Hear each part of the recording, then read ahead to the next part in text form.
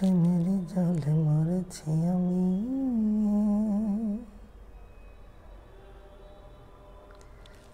দাও না মুখে থার্মোমিটার। প্রেমের জলে মরেছি আমি,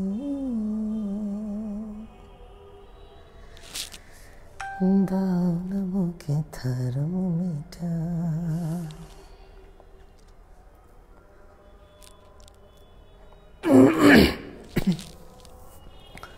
আসসালামু আলাইকুম রহমতুল্লাহি ওয়া বারাকাতুহু। কেমন আছেন সবাই? যারা এতক্ষণ ধরে সালাম দিয়েছেন, নমস্কার দিয়েছেন, আদাব দিয়েছেন, শুভেচ্ছা দিয়েছেন, যেভাবেই জানিয়েছেন, সবার প্রতি কৃতজ্ঞতা। আসসালামু আলাইকুম, সবাইকে আমার তরফ থেকে শুভেচ্ছা।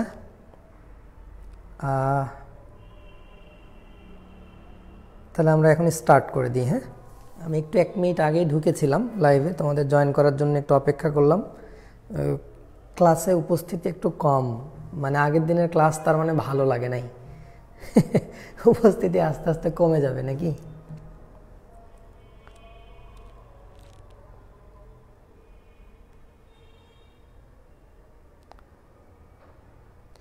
আসলে তোমাদেরও এত ক্লাস থাকে যে তোমরা এবার কি করবা, কিছু তো আসলে করার নাই। আসো, আমরা গতকাল যেখান থেকে শেষ, আজকের পড়াটা অনেক সুন্দর, একটু লেন্দি যদি হয় তোমরা আমাকে বলে দিও কতক্ষণ আমি নিব। আমি মোটামুটি আমাকে বলা হয়েছে 1.5 ঘন্টা পর্যন্ত আমি নিতে পারবো, মানে 7:45 থেকে 8:45, মানে 1 ঘন্টা, আর 9টা, 9:15 পর্যন্ত। 9:15 পর্যন্ত আমি ক্লাস হয়তো কন্টিনিউ করব পরিস্থিতি অনুযায়ী, ঠিক আছে? ভালো লাগছে, অনেকেই পরে রেকর্ড করে নেয়। হ্যাঁ, এটাও হইতে পারে, আসলে অনেক জায়গায় ক্লাস থাকে তো। Thank you. আজকের ক্লাসটাতেও নতুন কিছু শিখবা ইনশাল্লাহ। ঠিক আছে, তো আমি দুটা বিষয় একটু মাথায় নিই। একটা হচ্ছে যে পরীক্ষা ওরিয়েন্টেড, অর্থাৎ মানে একাডেমিক এবং অ্যাডমিশন দুটোই কাভার হয়ে যাবে। আগে আমি সেটা পড়িয়ে নিই, তারপরে না আমি ওই টপিকের টানা হেঁচড়া করি, ওই টপিকের কি বলবো এটাকে কাটাছেঁড়া করি আর কি।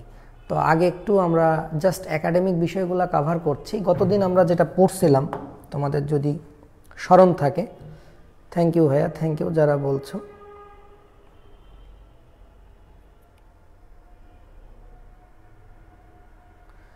ও রাকিব ভাইয়া, আপনাকে খুবই মিস করি। হ্যাঁ, উনি আসলে খুব ভালো ক্লাস নেয়, তো আমি নিজেও ওনার ক্লাস করেছি। বায়োলজির আসলে যারা ক্লাস নেয় আমি সবারই কম বেশি ক্লাস করেছি। আমি আসলে সবার ছাত্র, বয়সে হয়তো সবারই আমি বড় মানে মোটামুটি আর এখন যারা অনলাইনে ক্লাস নিচ্ছে সকলেরই কম বেশি বয়সে, আমার কেউই বড় হবে না, সবাই আমার বয়সে ছোট হবে, বাট আমি সবারই ছাত্র, সবার ক্লাসই আমি করি এবং তারা সত্যিই এক একজন খুবই দুর্দান্ত ক্লাস নেয়। তাদের ডেডিকেশন, তাদের মেধা সব কিছুর প্রতি আমার হৃদয়ের অন্তরস্থল থেকে কৃতজ্ঞতা।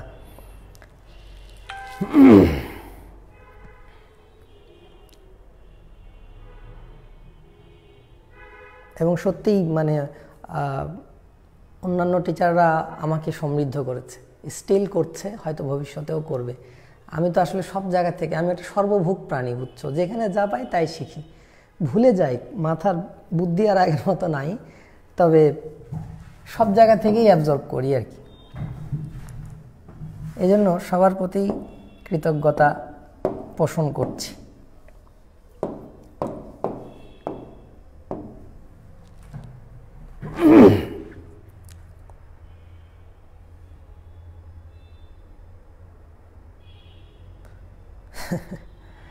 আচ্ছা, ওকে দীপ্র, লেটস স্টার্ট। তাহলে আমরা গতদিন শিখেছিলাম যকৃতের বিপাকীয় ভূমিকা, না? যকৃতের কি শিখেছিলাম? বিপাকীয় ভূমিকা, মেটাবলিক ফাংশন, বিপাকীয় ভূমিকা বা মেটাবলিক ফাংশন। তোমরা তো এত সুন্দর নোট করো, বুঝছো, আমি তোমাদের নোট করা দেখে খুবই অভিভূত। তো এই জন্য আমি চেষ্টা করছি যে এবড়ো থেবড়ো হাবিজাবি করে না লিখে একটু গুছিয়ে লেখার জন্য, যাতে তোমাদের নোটটা করতে সুবিধা হয়। ঠিক আছে, তাহলে মেটাবলিক ফাংশন আমরা শুরু করেছিলাম, না? মেটাবলিক ফাংশন শুরু করেছিলাম। তো দেখো, আমরা গতদিন তোমাদেরকে যা পড়িয়েছিলাম ভাইয়া, থ্যাংক ইউ মুন্না, গতদিন তোমাদেরকে যা পড়িয়েছিলাম, প্রথমে পড়িয়েছি শর্করা বিপাক, প্রথমে পড়িয়েছিলাম শর্করা বিপাক। আমি এটা নিয়ে আর কথা বলবো না, জাস্ট একটু লিখা থাক আজকের ক্লাসের শুরুতে। তোমরা আমাকে একটু কমেন্ট করবা যে শর্করা বিপাক বলতে এখানে শর্করার কি কি চেঞ্জ হয়। এখানে চেঞ্জ হয় যেটা, সেটা হচ্ছে যে গ্লুকোজ এখানে এসে জমা হয়ে থাকে, বুঝলা? গ্লুকোজ এখানে এসে কি হয়ে থাকে? জমা হয়ে থাকে। কি হিসেবে জমা থাকে বলো? গ্লাইকোজেন। তাহলে লিভার কোষ গ্লুকোজকে গ্লাইকোজেন রূপে জমা রাখে। এখানে গ্লুকোজটাকে সাজিয়ে দেয় যে শ্রমিক, তার নাম কি? ইনসুলিন। তার নাম হচ্ছে ইনসুলিন। খুবই খুব ইম্পর্ট্যান্ট, ইনসুলিন এই কাজটা করে, না? তাহলে গ্লুকোজকে জমা রাখে, কি হিসাবে জমা রাখে? গ্লাইকোজেন হিসাবে, তাই তো? তাহলে তুমি এখান থেকে লিভারকে আজকে আমি তোমাকে প্রতিটা কথায় কথায় তোমাকে এটা প্রমাণ করে দিব যে লিভারকে কেন কলিজা বলা হয়। কলিজা আমরা বলি না, কলিজার টুকরা, আমরা এদিককার লোকজন বলি কলজা, কলজার টুকরা। তো কেন কলজার টুকরা বলা হয়? কলজার টুকরা মানে কি? সামথিং খুবই মানে একদম একটা মানে ভেতরের জিনিস, তাই না? কলজার টুকরা। তাহলে এটাকে কেন কলজার টুকরা বলা হয়? দেখো, খুব সিম্পল আইডিয়া। লিভার যদি জমা করে না রাখতো গ্লাইকোজেন, তাহলে কি সমস্যা হতো বলো তো? কেউ আমাকে একটু কমেন্টে জানাতে পারো? লিভার যদি গ্লুকোজ জমা করে না রাখতো তাহলে কি প্রবলেম হতো? আমি এটা পড়াইছি, আমি জানি, আমি এটা পড়াইছি। জাস্ট একটা কোশ্চিন তোমাদেরকে আস্ক করলাম, নাকি তোমরা বলবো আস্ক করো না? গ্লুকোজ গ্লাইকোজেন যদি না হতো, মানে লিভার যদি ইনসুলিনের সাহায্যে গ্লাইকোজেনকে জমা করে না রাখতো, তাহলে কি হতো বলো? খুব সিম্পল। যখন তোমার দরকার, ধরো তোমার রক্তের গ্লুকোজ শেষ হয়ে গেছে, মানে কি রক্তের গ্লুকোজ শেষ, তাহলে গ্লাইকোজেন তখন ভেঙে ভেঙে কি করবে, গ্লুকোজ সাপ্লাই দিবে। গ্লাইকোজেন থেকে গ্লুকোজ হবে না, নর্মালি কি হবে, গ্লাইকোজেন থেকে কি হবে, গ্লুকোজ হবে আবার। তাহলে এটা স্টোর করছো গ্লাইকোজেন হিসাবে, স্টোর করে রাখছো বলেই তো এই স্টোর জিনিসটা থেকে তুমি ভেঙে ভেঙে গ্লুকোজ সাপ্লাই দিতে পারছো। যদিও এখানে কি লাগবে, গ্লুকাগন, যদিও এখানে কি লাগবে, গ্লুকাগন, তাই না? তাহলে গ্লাইকোজেন যদি গ্লুকোজ সাপ্লাই না দেয় রক্তে, তাহলে কি হবে, রক্তে গ্লুকোজের অভাব হবে না, হাইপোগ্লাইসেমিয়া হবে। তাহলে বুঝছো, লিভারের কোষ যদি কখনো অসুস্থ হয়, লিভারের কোষ যদি কখনো দুঃখ পায়, কষ্ট পায়, বেদনা পায়, তাহলে কিন্তু সে আর গ্লাইকোজেন জমা করবে না। আর গ্লাইকোজেন যদি জমা না থাকে তাহলে কিন্তু গ্লুকোজ সাপ্লাই তুমি পাবা না, তার মানে তোমার হাইপোগ্লাইসেমিয়া হবে। আমাদের বাসার অনেক মানুষজনই দেখবে যারা ডায়াবেটিক, যাদের লিভারের সমস্যা আছে, হুট করে দেখবে হাইপোগ্লাইসেমিয়া হয়ে যায়। মানে কি, হুট করে ব্লাডের গ্লুকোজ একদম ফল করে। যদি ওই সময় দ্রুত চিনির শরবত এক গ্লাস কিংবা মানে এরকম দ্রুত চকলেট এরকম কিছু মুখে না দিলে কিন্তু মানুষটা মারাও যেতে পারে। বুঝতে পারছো লিভারকে কেন কলজার টুকরা বলা হয়? কারণ লিভার অল দ্যাট টাইম, তুমি না বুঝলেও লিভার বোঝে যে কখন গ্লুকোজ সাপ্লাই দিতে হবে। লিভার তোমাকে গ্লুকোজ সাপ্লাই দিচ্ছে, তার গ্লাইকোজেনগুলো ভেঙে ভেঙে গ্লুকোজ সাপ্লাই দেয়। বুঝেছো? তাহলে এই গ্লাইকোজেন তৈরির এই প্রক্রিয়াটার নাম কি ভাই বলো তো? গ্লাইকোজেন তৈরি করা, গ্লাইকোজেন জেনেসিস। তার মানে একসাথে করলে কি হয়, গ্লাইকোজেনেসিস। আর গ্লাইকোজেন ভাঙা, কালকেও আমি কমেন্ট পরে চেক করলাম, আমি দেখলাম অনেকেই লিখছো গ্লাইকোজেন ভাঙাকে বলে গ্লাইকোলাইসিস। এটাই ভুল হয়, গ্লাইকোলাইসিস মানে গ্লুকোজ ভাঙা, আর গ্লাইকোজেন ভাঙা মানে কি, গ্লাইকোজেন ও লাইসিস, গ্লাইকোজেন ও লাইসিস, তাই না? তাহলে এই টপিকগুলো একটু মাথায় রাখতে হবে। গ্লাইকোজেন তৈরি করা, গ্লাইকোজেনেসিস, গ্লাইকোজেন ভাঙা, গ্লাইকোজেন ও লাইসিস। আচ্ছা, আর কি পড়েছো? আর যেটা পড়েছো তোমরা গতকালকে আমি তোমাদেরকে যেটা পড়িয়েছি, আর একটা পড়েছো লাইপোজেনেসিস, না? লাইপোজেনেসিস মানে কি, তোমরা লিপিড তৈরি করেছো, তাই না? অতিরিক্ত গ্লুকোজ যদি থাকে লিভারের মধ্যে, অতিরিক্ত গ্লুকোজ, যখন অতিরিক্ত গ্লুকোজ লিভারে আসে, অতিরিক্ত গ্লুকোজ যদি লিভারে আসে, তাহলে অতিরিক্ত গ্লুকোজটা কি হয়, অতিরিক্ত গ্লুকোজটা ট্রাইগ্লিসারাইড হয়, চর্বি হয়, তাই না? Triglyceride, glyceride. অনেকে আমাকে জিজ্ঞাসা করছিল যে ট্রাইগ্লিসারাইড কি? ভাইয়া, ট্রাই মানে এখানে 3টা ফ্যাটি অ্যাসিড আছে, আর গ্লিসারাইড মানে গ্লিসারল আছে একটা। তাহলে ট্রাইগ্লিসারাইড একটা লিপিড অ্যাকচুয়ালি। তাহলে এই যে এটাও তৈরি করতে অতিরিক্ত গ্লুকোজকে তোমার ট্রাইগ্লিসারাইড করে কে? ইনসুলিন। ইনসুলিন, বুঝছো? তাহলে ইনসুলিন কি করে, অতিরিক্ত গ্লুকোজকে ট্রাইগ্লিসারাইড করে, এই কথাটা তোমাদেরকে আমি বলেছি। তাহলে এটাকে আমরা কি বলবো, এই ঘটনাটাকে আমরা কি বলবো? এই ঘটনাটাকে আমরা বলবো লিপিড তৈরি করা, মানে কি, লাইপোজেনেসিস। লাইপোজেনেসিস। নর্মালি লিপিড তৈরি করা মানে কিন্তু ফ্যাটি অ্যাসিড আর গ্লিসারল মিলে লিপিড হলো, তাহলে এটাও লিপিড তৈরি করা, বা কোনো কিটোন বস্তু তৈরি করা, ওটাও লিপিড তৈরি করা। কিন্তু আমি তো এখানে শর্করার বিপাক পড়াচ্ছি, সুতরাং ফ্যাটি অ্যাসিড আর গ্লিসারল যোগ করে লিপিড হয়েছে, মানে কি, ফ্যাটি অ্যাসিড আর গ্লিসারল চেঞ্জ হয়ে লিপিড হলো। আমার তো এটা এখানে লেখার দরকার নাই, আমার এখানে লিখতে হবে শর্করা বিপাক। আমি এখানে হেডিং দিয়েছি শর্করা বিপাক। তাহলে শর্করার কি চেঞ্জ হচ্ছে, অর্থাৎ এখানে আমি গ্লুকোজের কথা চিন্তা করতেছি, গ্লুকোজ আসছে, গ্লাইকোজেন হচ্ছে, আবার গ্লাইকোজেন ভেঙে গ্লুকোজ হচ্ছে, অথবা অতিরিক্ত গ্লুকোজ ট্রাইগ্লিসারাইড হচ্ছে। তার মানে এই যে চেঞ্জগুলা কার? শর্করার। তাহলে এখানে লিভার কি রোল প্লে করতেছে? লিভার এই যে হরমোনের সাহায্যে এই কাজটা কমপ্লিট করে দিচ্ছে। ব্যাপারটা কি পরিষ্কার? অথবা নিওগ্লুকোজেনেসিস করতেছে, নতুন সোর্স থেকে গ্লুকোজ তৈরি করা, neoglucogenesis, like amino acid. Amino acid তোমাদেরকে কতদিন খুব ডিটেইল ব্যাখ্যা করেছি। অথবা তোমার অ্যামাইনো অ্যাসিড অথবা গ্লিসারল, হ্যাঁ, এগুলা থেকে যখন তোমার কি তৈরি হবে, অ্যামাইনো অ্যাসিড গ্লিসারল, মানে এই ট্রাইগ্লিসারাইড ভাঙলে তো আলটিমেটলি গ্লিসারলই আসবে, ওই গ্লিসারল থেকে কি হবে, গ্লুকোজ হবে। তাহলে যদি গ্লুকোজ তৈরি হয় সেটাকে আমরা কি বলেছিলাম, নিওগ্লুকোজেনেসিস, নতুন সোর্স, নতুন সোর্স থেকে গ্লুকোজ তৈরি করতেছি, কি তৈরি করতেছি, নতুন সোর্স থেকে গ্লুকোজ, তাহলে তৈরি করছি জেনেসিস। এই পর্যন্ত পড়াচ্ছিল তোমাদের নিওগ্লুকোজেনেসিস, বা এটাকে আমরা কিন্তু গ্লুকোটা আগেও লিখতে পারি, গ্লুকোনিওজেনেসিস। বুঝতেছ? এই পর্যন্ত আমরা গতদিন পড়েছিলাম। তাহলে আমি একটু প্রথম 10 মিনিট একটু রিভিউ করে নিলাম, তোমরা আশা করি কেউ কিছু মনে করবা না।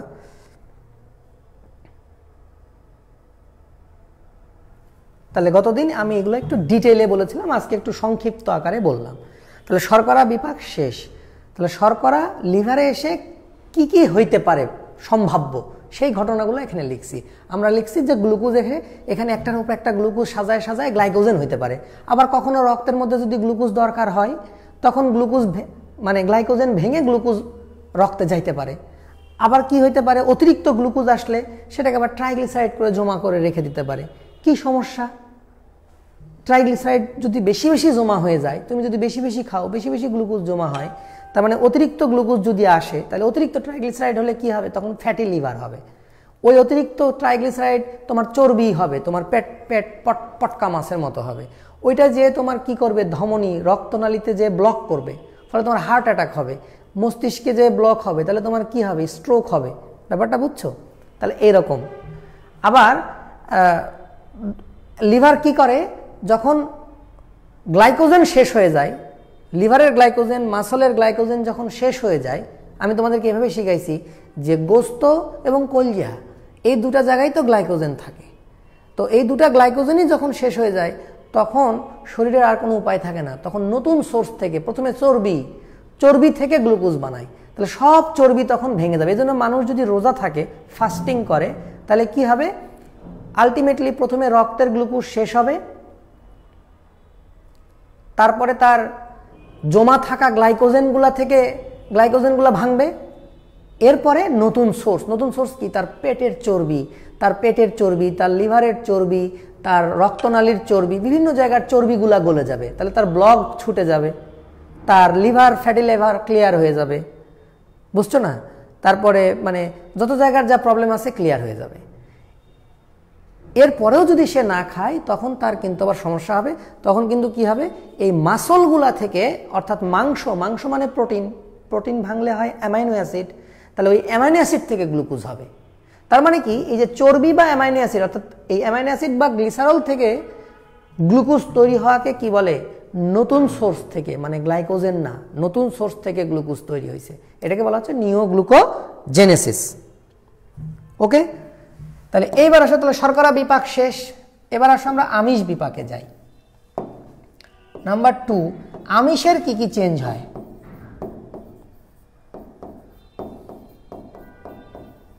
এইখান থেকে মোট 1 2 3 মোট এখান থেকে 3টা বা 4টা এমসিকিউ হয়, হাই ভোল্টেজ। প্রথম এমসিকিউ এর কথা বলছি। এখানে যেটা হয় ডিঅ্যামাইনেশন। ডিঅ্যামাইনেশন মানে কি বলতো? ডি মানে কি, বাদ দেওয়া। যেমন তোমরা বলো না ডিঅক্সিরাইবোজ, তার মানে কি রাইবোজের 2 নাম্বার কার্বনে অক্সিজেন নাই। তাহলে ডিঅ্যামাইনেশন মানে কি, অ্যামাইন গ্রুপটাকে তোমরা বাদ দিবা। তাহলে দেখো ডিঅ্যামাইনেশন প্রক্রিয়াটা হচ্ছে কি, যে অতিরিক্ত অব্যবহৃত অ্যামাইনো অ্যাসিড, ধরো যখন আমরা অতিরিক্ত অব্যবহৃত অ্যামাইনো অ্যাসিড খাই, কথাটা ঠিক হলো না, যখন আমরা অতিরিক্ত প্রোটিন খাচ্ছি, তাহলে কি হবে, আমাদের পেটের মধ্যে এসে প্রোটিনগুলো ভেঙে অ্যামাইনো অ্যাসিড হবে। তাহলে সেই অ্যামাইনো অ্যাসিডগুলো রক্তের মাধ্যমে কোথায় আসবে, লিভারে আসবে। তাহলে লিভারে যখন অতিরিক্ত অ্যামাইনো অ্যাসিড আসবে, তাহলে সেগুলা, এবং অব্যবহৃত অ্যামাইনো অ্যাসিড যেগুলা, তাহলে এই অতিরিক্ত অ্যামাইনো অ্যাসিড এই অতিরিক্ত অ্যামাইনো অ্যাসিড, এখানে একটা এনজাইম আছে লিভারের মধ্যে, বুঝছো, এখানে একটা এনজাইম কাজ করে। এই অতিরিক্ত অ্যামাইনো অ্যাসিড তখন একটা এনজাইম, নাম হচ্ছে ডি অ্যামাইনেজ, নাম হচ্ছে কি, আমি বাংলায় লিখি কারণ এটা বাংলা দিয়ে তোমাদের পরীক্ষায় যেহেতু আসবে, ডি অ্যামাইনেজ, বানানটা ভুল হলো, ডি অ্যামাইনেজ। তোমরা না আমার বানানের উপরে খুব একটা ভরসা রাখবে না, আমি বানানে খুবই দক্ষ। ডি অ্যামাইনেজ, এনজাইমেরটার নাম কি, ডি অ্যামাইনেজ। তাহলে ওর কাজটা কি, এই অ্যামাইনো অ্যাসিড থেকে অ্যামাইনো গ্রুপটাকে, তোমরা পড়েছো কোষ রসায়ন অধ্যায়ে যে অ্যামাইনো অ্যাসিডের মধ্যে কি থাকে, অ্যামাইনো গ্রুপও থাকে, কার্বক্সিল গ্রুপও থাকে। তো এই অ্যামাইনো গ্রুপটাকে বাদ দেওয়া, তাহলে আমি এখানে দিচ্ছি, তাহলে কি হচ্ছে NH2, এই যে অ্যামাইনো গ্রুপটাকে আমরা বাদ দিলাম, ঠিক আছে। তাহলে আমি অ্যামাইনো অ্যাসিডটাকে একটু পরে লিখি, অ্যামাইনো অ্যাসিড থেকে ডিঅ্যামাইনেজ এনজাইম অ্যামাইনো অ্যাসিডের কি করে, অ্যামাইনো অ্যাসিডকে ভেঙে ফেলে, ভেঙে ফেললে কি হয়, কিটো অ্যাসিড হয়, কিটো অ্যাসিড হয় এবং অ্যামাইনো গ্রুপ হয়, এই যে অ্যামাইনো গ্রুপ। তাহলে পরীক্ষায় যেটা প্রশ্ন আসে যে ডিঅ্যামাইনেশন কোথায় হয়, ডিঅ্যামাইনেশন হয় লিভারের সেলে, হেপাটোসাইটে। এটা কান খুলে শুনে নাও, পরীক্ষায় আসলে দাগাবা যকৃতে। ডিঅ্যামাইনেশন কোথায় হয়, যকৃতে। এটা একটা হাই ভোল্টেজ এমসিকিউ এবং পরীক্ষায় ক নাম্বারের প্রশ্নে আসে ডিঅ্যামাইনেশন কি, ডিঅ্যামাইনেশন কি। তোমরা খালি বলবা যে অ্যামাইনো অ্যাসিড থেকে অ্যামাইনো গ্রুপকে পৃথক করা। তো অ্যামাইনো গ্রুপকে পৃথক করলে কি থাকে, কিটো অ্যাসিড। তার মানে কিটো অ্যাসিড আর অ্যামাইনো গ্রুপ মিলে কি হয়, একটা অ্যামাইনো অ্যাসিড, ঠিক আছে। তাহলে এখন এখানে কোন এনজাইম লাগলো, ডিঅ্যামাইনেজ। তাহলে প্রক্রিয়ার নাম কি, ডিঅ্যামাইনেশন। পরিষ্কার। এই যে অ্যামাইনো গ্রুপ, এই যে NH2, এই ভদ্রলোক আবার কি করে দেখো, হাইড্রোজেনের সাথে বিক্রিয়া করে লিভারের সেলের মধ্যেই। কি তৈরি হচ্ছে, অ্যামোনিয়াতে পরিণত হচ্ছে, NH3। তাহলে কিসে পরিণত হবে, অ্যামোনিয়াতে পরিণত হবে। তাহলে ডিঅ্যামাইনেশন প্রক্রিয়ায় যে অ্যামাইন গ্রুপ পাওয়া গেল, সেই অ্যামাইন গ্রুপের সাথে হাইড্রোজেনের বিক্রিয়ায় কি হবে, অ্যামোনিয়া তৈরি হবে। এবং লিভারের মধ্যেই এরকম দুইটা অ্যামোনিয়া, লিভারের মধ্যেই এরকম দুইটা অ্যামোনিয়ার সাথে কার্বন ডাই অক্সাইড বিক্রিয়া করবে। বিক্রিয়া করলে কি উৎপন্ন হবে, সেই বিখ্যাত বিক্রিয়া ইউরিয়া উৎপন্ন হবে।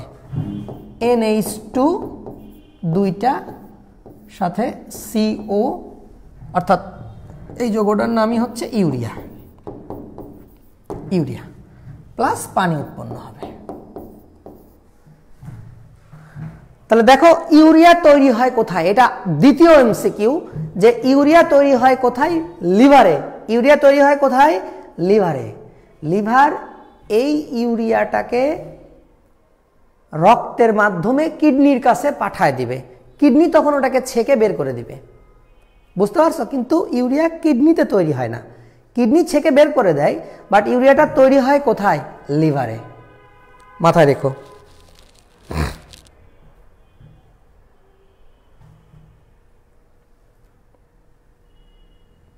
ঠিক আছে ভাইয়া, পারবা না সবাই? তাহলে খুবই সিম্পল, তোমরা জাস্ট খালি অ্যামাইনো অ্যাসিড থেকে অ্যামাইনটা বাদ দিয়ে দিবা, তাহলে কি পাবা, কিটো অ্যাসিড। বা বলতে পারো অ্যামাইনো অ্যাসিড ভেঙে কিটো অ্যাসিড এবং অ্যামাইন হলো অ্যামাইন গ্রুপ। এই অ্যামাইন গ্রুপটা হাইড্রোজেনের সাথে বিক্রিয়া করলে কি হবে, অ্যামোনিয়া। এরকম দুটো অ্যামোনিয়া কার্বন ডাইঅক্সাইডের সাথে বিক্রিয়া করলে কি হবে, ইউরিয়া আর পানি। NH2 দুইটা CO, তার সাথে পানি, তাহলে ইউরিয়া এবং পানি। তাহলে তোমরাই বলো তো এটার নাম কি, ইউরিয়া সাইকেল। এটার নাম কি, ইউরিয়া সাইকেল বা অর্নিথিন সাইকেল। ইউরিয়া সাইকেল বা অর্নিথিন সাইকেল, অর্নিথিন সাইকেল। তাহলে পরীক্ষায় আসবে ইউরিয়া সাইকেল কি, যে সাইকেলের মাধ্যমে ইউরিয়া তৈরি হয় সেটাই তো অর্নিথিন সাইকেল বা ইউরিয়া চক্র, ইউরিয়া সাইকেল। ঠিক আছে না, শেষ। তাহলে আমরা কি পড়তেছি ভুলে যেও না। আমরা যদিও পরীক্ষার দুটো এমসিকিউ পাইলাম, 100% এই দুটা এমসিকিউর মধ্যে কোনো না কোনো জায়গায় পাবা যে ইউরিয়া কোথায় তৈরি হয়, যকৃতে। ডিঅ্যামাইনেশন কোথায় হয়, যকৃতে। দুটা প্রশ্ন। অথবা পরীক্ষায় ক নাম্বারের প্রশ্ন আসবে ডিঅ্যামাইনেশন কি, ইউরিয়া সাইকেল কি। ইউরিয়া সাইকেলটা তোমরা যদিও কিডনি চ্যাপ্টারে খুব ডিটেলে পড়ানো হয়, তো এখানে কেন জানি পড়ানো হয় না, এখানেই পড়ানো উচিত, কারণ এখানেই তো তৈরি হয়। তারপরে এটা লিভার ইউরিয়াটাকে ব্লাডে ছেড়ে দেয়, ব্লাডের মাধ্যমে ওটা কিডনিতে যায়, কিডনি তখন ওটাকে এক্সক্রিট করে দেয়। ক্লিয়ার? ওকে, গেল। আর এর থেকেও বেশি ইম্পর্ট্যান্ট হচ্ছে আরেকটা জিনিস, এটা হচ্ছে লিভার প্রচুর পরিমাণে প্লাজমা প্রোটিন তৈরি করে, প্লাজমা প্রোটিন সিনথেসিস করে, প্লাজমা প্রোটিন সিনথেসিস করে।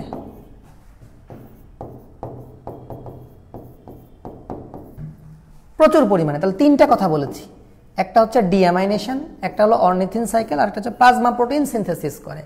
শোনো, অনেক ধরনের প্লাজমা প্রোটিন সিনথেসিস করে, লাইক ধরো আমাদের অ্যালবুমিন, গ্লোবিউলিন, হ্যাঁ, অ্যালবুমিন এবং গ্লোবিউলিন এটসেট্রা দিয়ে দাও। এখান থেকে একটা হাই ভোল্টেজ এমসিকিউ আছে, কি বলতো, যে লিভার এই অ্যালবুমিন, গ্লোবিউলিন, মানে যে তোমাদের যতগুলো আছে না, তোমাদের হচ্ছে যে সরল প্রোটিনের মধ্যে তোমরা পড়ছো কোষ রসায়ন চ্যাপ্টারে, কোষ রসায়ন খুব একটা বেসিক চ্যাপ্টার, তো ওইখানে দেখবা যে এরকম ক্লাসিফিকেশন আছে না, তো তার মধ্যে দেখো অ্যালবুমিন, গ্লোবিউলিন, এই যে প্লাজমা প্রোটিনগুলা, এই যে গ্লোবিউলিন, এটা হাই ভোল্টেজ এমসিকিউ, যে গামা গ্লোবিউলিন ছাড়া, গামা গ্লোবিউলিন, এই গামা গ্লোবিউলিন ছাড়া, গামা গ্লোবিউলিন ছাড়া, এটা একটু মাথায় রেখো, এইটাই পরীক্ষায় আসবে যে কোন গ্লোবিউলিন লিভার তৈরি করে না, একমাত্র গ্লোবিউলিন যেটার নাম হচ্ছে গামা গ্লোবিউলিন। এটা কিন্তু একটা হাই ভোল্টেজ কোশ্চেন পরীক্ষার জন্য, বিশেষ করে অ্যাডমিশন টেস্টের জন্য, ঠিক আছে? তাহলে গামা গ্লোবিউলিন ছাড়া বাকি সব গ্লোবিউলিন কোথায় তৈরি হবে? লিভারে তৈরি হবে। অ্যালবুমিন, গ্লোবিউলিন লিভারে হয়ে গেল, ঠিক আছে না? আচ্ছা, তোমাদেরকে এখান থেকে একটা মানে জাস্ট একটা জিনিস বলি, তোমরা কি জানো কি না, এটা লিখতে হবে না, এমনি জাস্ট খালি মনে মনে চিন্তা করো যে নর্মালি তোমরা ছাঁকন পড়ছো না, এই যে কিডনি চ্যাপ্টারে তোমরা পড়ছো কিনা দেখো তো। আমি এটা কিন্তু এমনি লিখতেছি, তোমাদের এটা না লিখলেও হবে। তোমরা কিডনি চ্যাপ্টারে পড়ছো না ভাই? কিডনি চ্যাপ্টারে কি পড়ছো, যে এইভাবে কি আসে, এফারেন্ট আর্টারিওল, আর এটা কি হয়, গ্লোমেরুলাস, রাইট? গ্লোমেরুলাস বের হয়ে গেল কি, ইফারেন্ট আর্টারিওল, তাই না? আর এখানে কি থাকে, এটা হচ্ছে বোম্যান্স ক্যাপসুল, বোম্যান্স ক্যাপসুল, তাই কি না? তাই তো? আচ্ছা, এখন তোমরা আমাকে বলো তো ভাই, যে নর্মালি এদিক দিয়ে কি আসে, মনে করো এদিক দিয়ে ব্লাড আসতেছে, এদিক দিয়ে কি আসতেছে, ব্লাড আসতেছে, হ্যাঁ, ব্লাড আসতেছে, আর এদিক দিয়ে বের হয়ে যাচ্ছে এফারেন্ট আর ইফারেন্ট আর্টারিওল। অত ডিটেলসে যাচ্ছি না। কি হবে, জিনিসটা ছেঁকে এখান থেকে এখানে পড়বে, তাই না? সব কি পড়ে? সব পড়ে না, বড় বড় জিনিসগুলো পড়ে না, বড় বড় জিনিসগুলা পড়ে না। কি পড়ে না? ধরো এখান থেকে আরবিসি পড়ে না, এখান থেকে বড় বড় প্রোটিনগুলা পড়ে না, বড় যেগুলো সাইজ সেগুলা কৈশিক জালিকার বাধা পেরিয়ে এই কাপের মধ্যে ঢুকতে পারে না। তাহলে নর্মালি কিন্তু এখানে বড় বড় জিনিসপত্র নাই। তো তুমি একটা জিনিস কথাটা বোঝো তাহলে, দেখো ধরো এখানে ব্লাড আছে, ধরো এখানে কি আছে, ব্লাড, ব্লাড আছে, ব্লাড আছে, ব্লাড, ব্লাড মানে ধরো এখানে তো বেশিরভাগই রক্তরস, রক্তরস, তো রক্তরস আছে, মনে করো এর মধ্যে রক্তরস আছে। শোনো, রক্তরসের মধ্যে পানি আছে না, পানি তো বেশি সব থেকে, তাহলে পানি কিন্তু নিচের দিকে নামতে চাইবে। নিচে বলে না, বিষয়টা হচ্ছে পানি প্রাচীর ভেদ করতে চাইবে, তাহলে প্রাচীরে একটা চাপ দিবে। ব্যাপারটা বুঝো, তোমরা কিন্তু এটা ষষ্ঠ চ্যাপ্টারে পড়ছো। পানি কিন্তু নিচের দিকে নামতে চাইবে, নিচে না বলে বলো পানি প্রাচীর ভেদ করতে চাইবে, পানি ওয়ালে একটা চাপ দিবে। এটাকে কি বলা হয়? Hydrostatic pressure. হাইড্রো মানে পানি, স্ট্যাটিক মানে স্থির।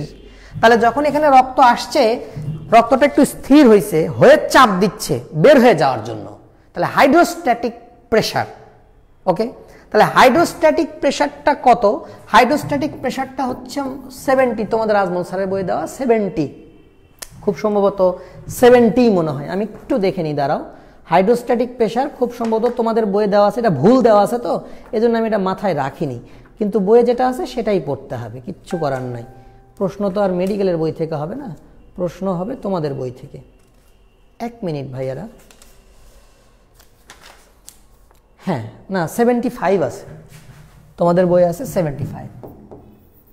তাহলে বোঝো এটার নাম কি? Hydrostatic pressure. আমি সংক্ষেপে লিখতেছি, হাইড্রোস্ট্যাটিক প্রেসার। তাহলে হাইড্রোস্ট্যাটিক প্রেসার কত? 75 মিলিমিটার অফ মার্কারি।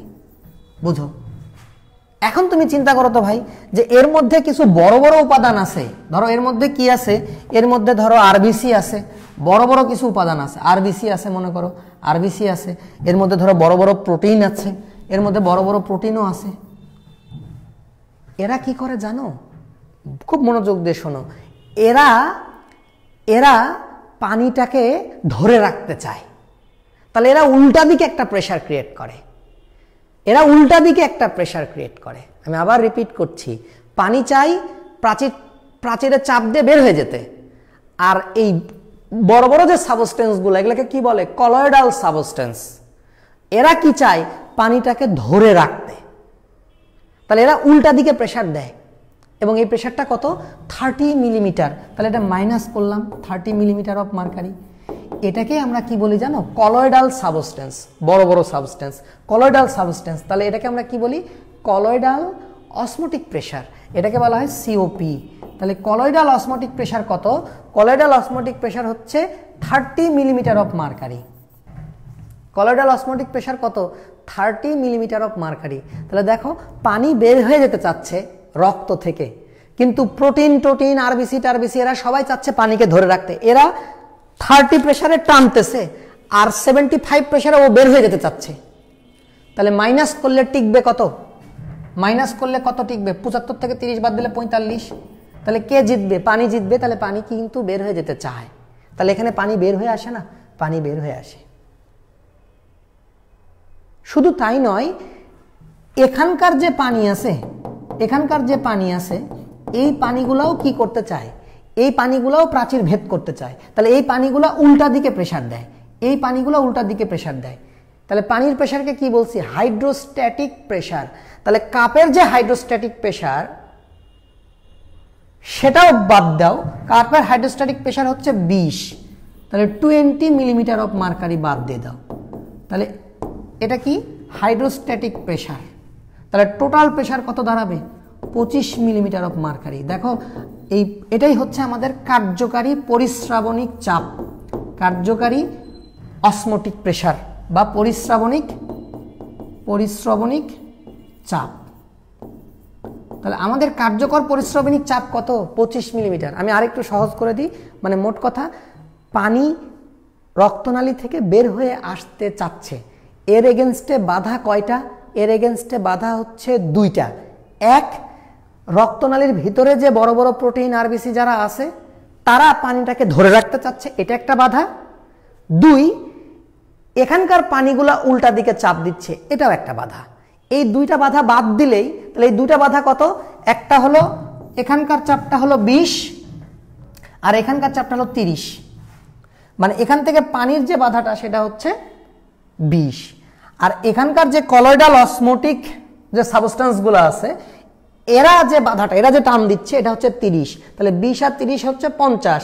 তাহলে টোটাল পানি নামতে চাচ্ছে 75 চাপ দিচ্ছে, আর মাইনাস কত? 50। তাহলে টোটাল অসমোটিক প্রেসার কত? 25। ভাইয়া তোমরা কিন্তু আরেকটা জিনিস শিখে গেলা, যে এটা হচ্ছে গ্লোমেরুলাসে কিভাবে ছাঁকন হয়, আলট্রাফিল্ট্রেশনটা শিখতেছো। তো যাই হোক, আমি সেটা না, আমি তোমার মাথায় যে জিনিসটা, ঘটনাটা একদম ইনপুট করে দিতে চাচ্ছি। দেখো, যে রক্তনালীর মধ্যে যে রক্ত, সেই রক্তের মধ্যে কি থাকে? প্রোটিন থাকে। এই প্রোটিনগুলা থাকে, রাইট? প্রোটিনগুলা কে তৈরি করে? লিভার। প্রোটিনগুলা কে তৈরি করে? লিভার তৈরি করে। ভাইয়া, কখনো যদি লিভার দুঃখ কষ্ট জর্জরিত থাকে, লিভারের যদি খুব মন খারাপ থাকে, লিভার যদি অসুস্থ হয়, ধরো একটা ভাইরাস ঢুকে লিভারের কোষগুলোকে খারাপ করে দিয়েছে, তাহলে লিভার তখন আর প্লাজমা প্রোটিন তৈরি করতে পারবে? পারবে না। লিভার যদি প্লাজমা প্রোটিন তৈরি করতে না পারে, তাহলে রক্তে কি প্লাজমা প্রোটিন থাকবে? থাকবে না। রক্তে যদি প্লাজমা প্রোটিন না থাকে, তাহলে পানি যখন বের হয়ে যেতে চাইবে, পানিটাকে টেনে ধরবে কে? অতএব তখন কিন্তু কি হবে? রক্তনালী থেকে পানি বের হয়ে যাবে। তুমি বোঝো আমাদের পেটে কত রক্তনালী আছে, তাহলে সেই রক্তনালীগুলো থেকে তখন পানি কি হবে? বের হয়ে যাবে। ফলে পেটটা কি হবে? ফুলে যাবে, অ্যাসাইটিস, পেট ফুলে যায়। এই জন্য লিভারের যারা রোগী তাদের কি হয়? আলটিমেটলি পেট ফুলে যায়। আর পানির ধর্মই তো কি? নিম্নমুখী। সুতরাং পানিটা আস্তে আস্তে কি হবে? পায়ের দিকে চলে যাবে, দিয়ে পাও ফুলে যাবে। তাহলে লিভারের যাদের সমস্যা তাদের পেট ফুলে যাবে। আমরা এই ঘটনাটাকে কি বলি? ইডিমা। এই ঘটনাটাকে কি বলি? ইডিমা। ইডিমা, ঠিক আছে? তাহলে আমরা এত কিছু কথা বললাম, উদ্দেশ্য হচ্ছে এইটাই যে প্লাজমা প্রোটিনের একটা কি আছে, গুরুত্ব আছে। আমি দরকার হয় পরে লিখে দিব, এই জিনিসগুলো এখন দরকার নাই। আমি একটু বেশি বলে ফেললাম নাকি? তোমরা কি মাইন্ড করলা? একটু কমে গেল লোকজন, বেশি পড়াইতে গেলেই ভয় লাগে, লোকজন আবার না মাইন্ড করে বসে।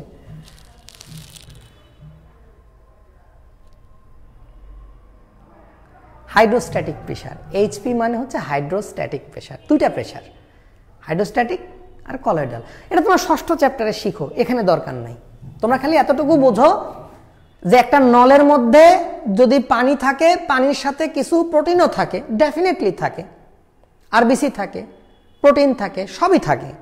পানি চাই বের হয়ে যেতে, আর প্রোটিন চাই পানিকে ধরে রাখতে, টানাটানি। বুঝতে পারতেছো? স্বামী স্ত্রীর মধ্যে অনেক সময় হয় না, যাচ্ছে বউ চলে যেতে চাচ্ছে, স্বামী খুব আপ্রাণ চেষ্টা করতেছে বউকে ধরে রাখার। এখন স্বামীর যদি ভূমিকা কম থাকে, মনে করো স্বামী নাই, তাহলে বউ থাকবে? বউ চলে যাবে। বুঝতে পেরেছ? তাহলে প্রোটিনের সংখ্যা যদি কমে যায়, লিভার যদি প্রোটিন তৈরি করতে না পারে, তাহলে রক্তে প্রোটিন থাকবে না, রক্তে প্রোটিন কমে যাবে। রক্তে প্রোটিন কমে গেলে তখন আর টান দেওয়ার কেউ থাকবে না, যেহেতু কোনো টানাটানির কেউ নাই, সুতরাং পানি সুন্দরভাবে বের হয়ে যাবে। হাইড্রোস্ট্যাটিক প্রেসারে পানি বের হয়ে যাবে, এবং পানি ভেসেল থেকে বের হয়ে যাবে, রক্তনালী থেকে বের হয়ে যাবে। তাহলে কি হবে? পেট ফুলে যাবে। তাহলে তখন কি হবে? ইডিমা হবে। পেট ফুলে যাওয়াটা বলে অ্যাসাইটিস, আলটিমেটলি ইডিমা হবে। তাহলে তোমরা মনে রাখো যে লিভারের সমস্যায় কি হয়? ইডিমা হয়। ও ইডিমা, ও ইডিমা। তাহলে লিভারের সমস্যায় কি হয়? ইডিমা হয়।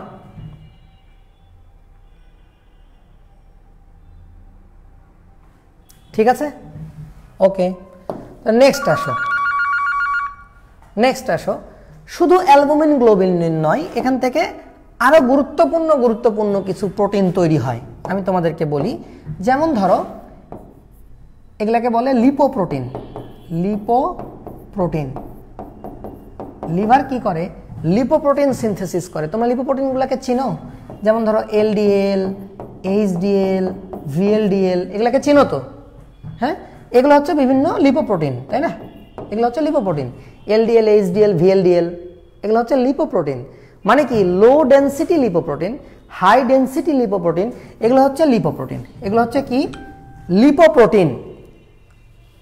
তোমরা এগুলার গুরুত্ব শুনলে তোমাদের মাথা নষ্ট হয়ে যাবে, যে তোমার জীবনটা টিকেই আছো তুমি এই এলডিএল, এইচডিএল এর উপরে। তুমি জানো? আমি তোমাদেরকে কয়েকটা জাস্ট খালি এক্সাম্পল সেট করে দিই, তাহলে তুমি বুঝতে পারবা। দেখো, আমাদের জীবন কিন্তু চলবে না যদি না আমাদের এক নিউরন থেকে আর এক নিউরনে ইনফরমেশন ট্রান্সমিট না হয়, রাইট? তোমার এক কোষ থেকে আর এক কোষ, তোমার মাথা থেকে যদি পেশিগুলাতে ইনফরমেশন না আসে, তাহলে কি তোমার পেশি কাজ করবে? পেশি তখন একটা কি হবে? ভারী হয়ে যাবে তোমার। তুমি পেশি নিয়ে আর কোনো কাজ করতে পারবা না। তোমার যে যত ব্রেনের মধ্যে একটা নিউরন আর একটা নিউরনের সাথে কানেক্ট করতেছে, তাই না? তাহলে বিষয়টা বোঝো, নিউরনের যে মাইলিন শীথ, ওই মাইলিন শীথে কি থাকে? চর্বি। ওই মাইলিন শীথে কি থাকে? চর্বি। আমি সংক্ষেপে দু একটা কথা লিখতেছি, দেখো। নিউরনের যে মাইলিন শীথ, এই মাইলিন শীথে চর্বি থাকে না? নিউরনের মাইলিন শীথে কি থাকে? চর্বি থাকে। দেখো কোথায় কোথায় চর্বি থাকে। তাহলে মাইলিন শীথ, চর্বি ছাড়া মাইলিন শীথ তৈরি হবে না। চর্বি ছাড়া মাইলিন শীথ তৈরি হবে না। 2 নাম্বার দেখো, আমাদের যে কিডনির মধ্যে একটা হরমোন তৈরি করে না? এটা একটা হাই ভোল্টেজ এমসিকিউ, যে কিডনির মধ্যে যেটা তোমার হচ্ছে অ্যাড্রেনাল কর্টেক্স, কিডনির উপরের যে গ্ল্যান্ড, এই গ্ল্যান্ডকে কি বলে? সুপ্রা মানে উপরে, রেনাল মানে সুপ্রারেনাল গ্ল্যান্ড বা অ্যাডরেনাল গ্ল্যান্ড, অ্যাডজাসেন্ট মানে যুক্ত থাকে। তাহলে অ্যাডরেনাল গ্ল্যান্ডের আবার 2টা জিনিস আছে না, কর্টেক্স আর মেডুলা। তো অ্যাড্রেনাল কর্টেক্স থেকে কি হরমোন ক্ষরণ হয়? অ্যালডোস্টেরন। মাথায় রাখো, অ্যালডোস্টেরন মারাত্মক ইম্পর্টেন্ট, এটা পরীক্ষায় আসবেই। অ্যালডোস্টেরন বানান জানি না, ই দিলে দেও। অ্যালডোস্টেরন কি করে জানো? সোডিয়ামের মাত্রা নিয়ন্ত্রণ করে। সোডিয়াম। অ্যালডোস্টেরন কি করে? সোডিয়ামের লেভেল বাড়ায়। অ্যালডোস্টেরন কি করে? সোডিয়ামের লেভেল বাড়ায়, বা বলতে পারো সোডিয়ামের মাত্রা নিয়ন্ত্রণ করে। তো অ্যালডোস্টেরন সোডিয়ামের মাত্রা নিয়ন্ত্রণ করে। ভাইয়া ব্লাড প্রেশার যখন কমে যায় তখন কিন্তু অ্যালডোস্টেরন ক্ষরণ করে কিডনি। অ্যালডোস্টেরন কোত্থেকে আসে? অ্যাড্রেনাল কর্টেক্স থেকে। অ্যাড্রেনাল কর্টেক্স থেকে আসে হচ্ছে অ্যালডোস্টেরন। হাই ভোল্টেজ এমসিকিউ, এটা কিন্তু অষ্টম অধ্যায়ের পড়া, সমন্বয় নিয়ন্ত্রণ। তাহলে অ্যাড্রেনাল কর্টেক্স থেকে আসে হচ্ছে অ্যালডোস্টেরন। ওই অ্যালডোস্টেরন কি করে? সোডিয়ামের মাত্রা নিয়ন্ত্রণ করে। ভাইয়া এই অ্যালডোস্টেরন তৈরিতেও কি লাগে? লিপিড লাগে, চর্বি লাগে। আচ্ছা, আমাদের যে হরমোন, আমরা যে পুরুষ, আমরা যে মহাপুরুষ, আমাদের হরমোন কি? টেস্টোস্টেরন, তাই না? এই টেস্টোস্টেরন ছাড়া আমাদের জীবনে কিছু আছে? আমরা কি পুরুষ বলতে পারবো যে আমরা পুরুষ? তোমার যদি টেস্টোস্টেরন না থাকে তাহলে তোমার কোনো ভূমিকা আছে এই পৃথিবীতে? কোনো ভূমিকা নাই। তো টেস্টোস্টেরন তোমার কি তৈরি করে? এসএসসি, সেকেন্ডারি সেক্সুয়াল ক্যারেক্টারিস্টিক্স, গৌণ যৌন চরিত্র। তুমি যে মহাপুরুষ, এটা ডিউ টু টেস্টোস্টেরন। ভাইয়া এই হরমোনটা কি দিয়ে তৈরি? চর্বি দিয়ে তৈরি। আবার দেখো মেয়েরা, তোমরা ভাবছো আমরা কি করলাম দোষ, তোমাদের জন্য ইস্ট্রোজেন, প্রজেস্টেরন। তোমাদের হরমোনের নাম কি? Oestrogen, progesterone. তোমাদের হরমোনের নাম কি? Oestrogen, progesterone. তাহলে তোমাদের হরমোনের নাম হচ্ছে ইস্ট্রোজেন, প্রজেস্টেরন, তাই না? তো ইস্ট্রোজেন, প্রজেস্টেরন না থাকলে তোমরা কি মেয়ে হবা? বলো, ইস্ট্রোজেন, প্রজেস্টেরন ছাড়া কি মেয়ে হওয়া যায়? যায় না। তোমাদের যা কিছু দক্ষতা, ইস্ট্রোজেন প্রজেস্টেরনের দক্ষতা। 45 থেকে 50 বছর পরে তোমাদের দক্ষতা শেষ। 49, রাফলি বলে 45 থেকে 50, 49 বছর বয়সে তোমার মেনস্ট্রুয়েশন অফ হয়ে যাবে, তখন আর ইস্ট্রোজেন প্রজেস্টেরন ব্লাডে আসবে না। তাহলে এই ইস্ট্রোজেন এবং প্রজেস্টেরন তৈরিতেও কি লাগে? ইস্ট্রোজেন এবং প্রজেস্টেরন তৈরিতেও কি লাগে? চর্বি লাগে। তাহলে আমি তোমাকে যেটা বোঝাচ্ছি যে এই হরমোনগুলো তৈরিতে চর্বি লাগে। শুধু তাই নয়, আমাদের স্কিনের নিচে কি আছে? কোলেস্টেরল আছে। আছে না নাই? আছে। এই কোলেস্টেরল দেখো আমাদের চামড়ার নিচে, স্কিনের নিচে কি আছে? স্কিনের নিচে কি আছে? স্কিনের নিচে কোলেস্টেরল আছে, রাইট? স্কিনের নিচে আছে কি? কোলেস্টেরল। এই কোলেস্টেরল থেকে কি তৈরি হয়? Vitamin D. কোলেস্টেরল থেকে কি তৈরি হয়? Vitamin D. তাহলে দেখো ভিটামিন ডি ছাড়া তোমার কি হবে না? তোমার হাড্ডি মাড্ডি তৈরি হবে না, তোমার রিকেটস হবে ছোটদের, বড়দের কি হবে? অস্টিওমেলাসিয়া। তো এগুলো তো সহজ কথা। ভিটামিন ডি এর অভাবে কি হয়? রিকেটস হয় না? অস্টিওমেলাসিয়া, বানান টানান ভুল হলে ঠিক করে নিও। অস্টিওমেলাসিয়া হয় না? অস্টিওপোরোসিস হয়। কিসের অভাবে? Vitamin D. তো তোমার হাড্ডি তো বেঁকা হয়ে যাবে, তার মানে তুমি চলতে পারবা? তাহলে এই যে ভিটামিন ডি, এই ভিটামিন ডি কিভাবে তৈরি হয়? সবচেয়ে সুন্দর উপায় হচ্ছে এই যে শীতকাল, কি সুন্দর আবহাওয়া, এখন তো হবে না, সকালের যে রোদ, সেই রোদটা লাগবে। সানলাইট হচ্ছে সবচেয়ে বড় সোর্স ভিটামিন ডি এর। এই সকালের রোদে একদম খালি গায়ে গুরুত্বপূর্ণ জায়গাগুলোতে কালো কাপড় বেঁধে নিবা, চোখে সানগ্লাস দিয়ে নিবা, মনে করবা বিচের উপরে শুয়ে আসো, সুন্দরভাবে শুয়ে শুয়ে রোদ নিবা। তাহলে কি হবে? ওই যে সানলাইট এক্সপোজার হলো তোমার শরীরটা, ত্বকের নিচের যে কোলেস্টেরল আছে ওগুলো গলে যাবে। ওরাই কি তৈরি হবে? কোলেস্টেরল দিয়ে কি তৈরি হবে? Vitamin D. ব্যাপারটা কি বুঝতে পারছো? ভিটামিন ডি শুধুমাত্র হাড্ডি না, শরীরের প্রত্যেকটা সিস্টেমের সাথে জড়িত। পরে না হয় সেটা আরেকদিন বলবো। তাহলে দেখো, তাহলে এই ভিটামিন ডি তৈরিতেও কোলেস্টেরল লাগে। তাহলে আমি তোমাদেরকে যেটা পড়াচ্ছি দেখো, যে ভিটামিন ডি তৈরিতে কি লাগে? কোলেস্টেরল লাগে। প্রজেস্টেরন তৈরিতে কোলেস্টেরল লাগে। ইস্ট্রোজেন তৈরিতে কোলেস্টেরল লাগে। টেস্টোস্টেরন তৈরিতে কোলেস্টেরল লাগে। অ্যালডোস্টেরন তৈরিতে কোলেস্টেরল লাগে। মায়েলিন শীত তৈরিতে কোলেস্টেরল লাগে বা চর্বি লাগে। তাহলে এই যে সবগুলা জিনিস, এত গুরুত্বপূর্ণ জিনিস, দেখো তোমার কিন্তু হাড্ডি নাই, তোমার কিন্তু যৌবন নাই, তুমি কিন্তু শেষ। তোমার কিন্তু ইম্পালস ট্রান্সমিশন হবে না, মায়েলিন শীত নাই। তার মানে তোমার চামড়াতে কেউ যদি এসে সিমটি দেয়, তুমি বুঝবাই না যে তোমাকে কেউ সিমটি দিছে। কেউ যদি এসে কেউ একটা গুতা দেয়, তুমি বুঝবাই না কি ঘটনা ঘটলো। ইম্পালস ট্রান্সমিশনই তো হবে না। যেগুলো নিউরন হাইলি মাইলিনেটেড, সেই নিউরনগুলা ইনফরমেশন কিভাবে পৌঁছাবে? মাইলিন শীত কি করে? ইনফরমেশনটাকে একটা নির্দিষ্ট একমুখী করে। বুঝতে পারছো? ধরো তোমার অপটিক নার্ভ এই তোমার অপটিক নার্ভ, ওই নার্ভের যে মাইলিন শীট নষ্ট হয়ে গেল, তাহলে কি তুমি চোখে আলো পড়লে অনুভূতিটা, প্রতিবিম্ব তৈরি হলো রেটিনাতে, ওই অনুভূতিটা কি ব্রেন পর্যন্ত পৌঁছাবে? ব্রেনে যাওয়ার আগে স্ক্যাটার্ড হয়ে যাবে, তুমি অন্ধ হয়ে যাবা। তাহলে বোঝো, তুমি যে চর্বি যদি না খাও তাহলে কিন্তু মুশকিল আছে। কিন্তু একটা মজার বিষয় দেখো, এত চর্বি চর্বি করতেছি, দেখো এই যে সমস্ত চর্বিগুলা ভিটামিন ডি তৈরিতে বলো আর এগুলা তৈরিতে বলো, মাইলিন শীট তৈরি করতে বলো, তাহলে এই যে সমস্ত ঘটনাগুলা যা যা আমি ব্যাখ্যা করলাম, এই জিনিসগুলোর জন্য আমাদের কি প্রয়োজন? এই সমস্ত জিনিসগুলোর জন্য আমাদের কি প্রয়োজন? তাহলে চর্বি প্রয়োজন কিনা? চর্বি প্রয়োজন, প্রয়োজন। আর এই চর্বিগুলা, চর্বি ছাড়া তো এগুলো কিচ্ছু হবে না, হবে? তাহলে এগুলো না হলে তো আমাদের সবই শেষ।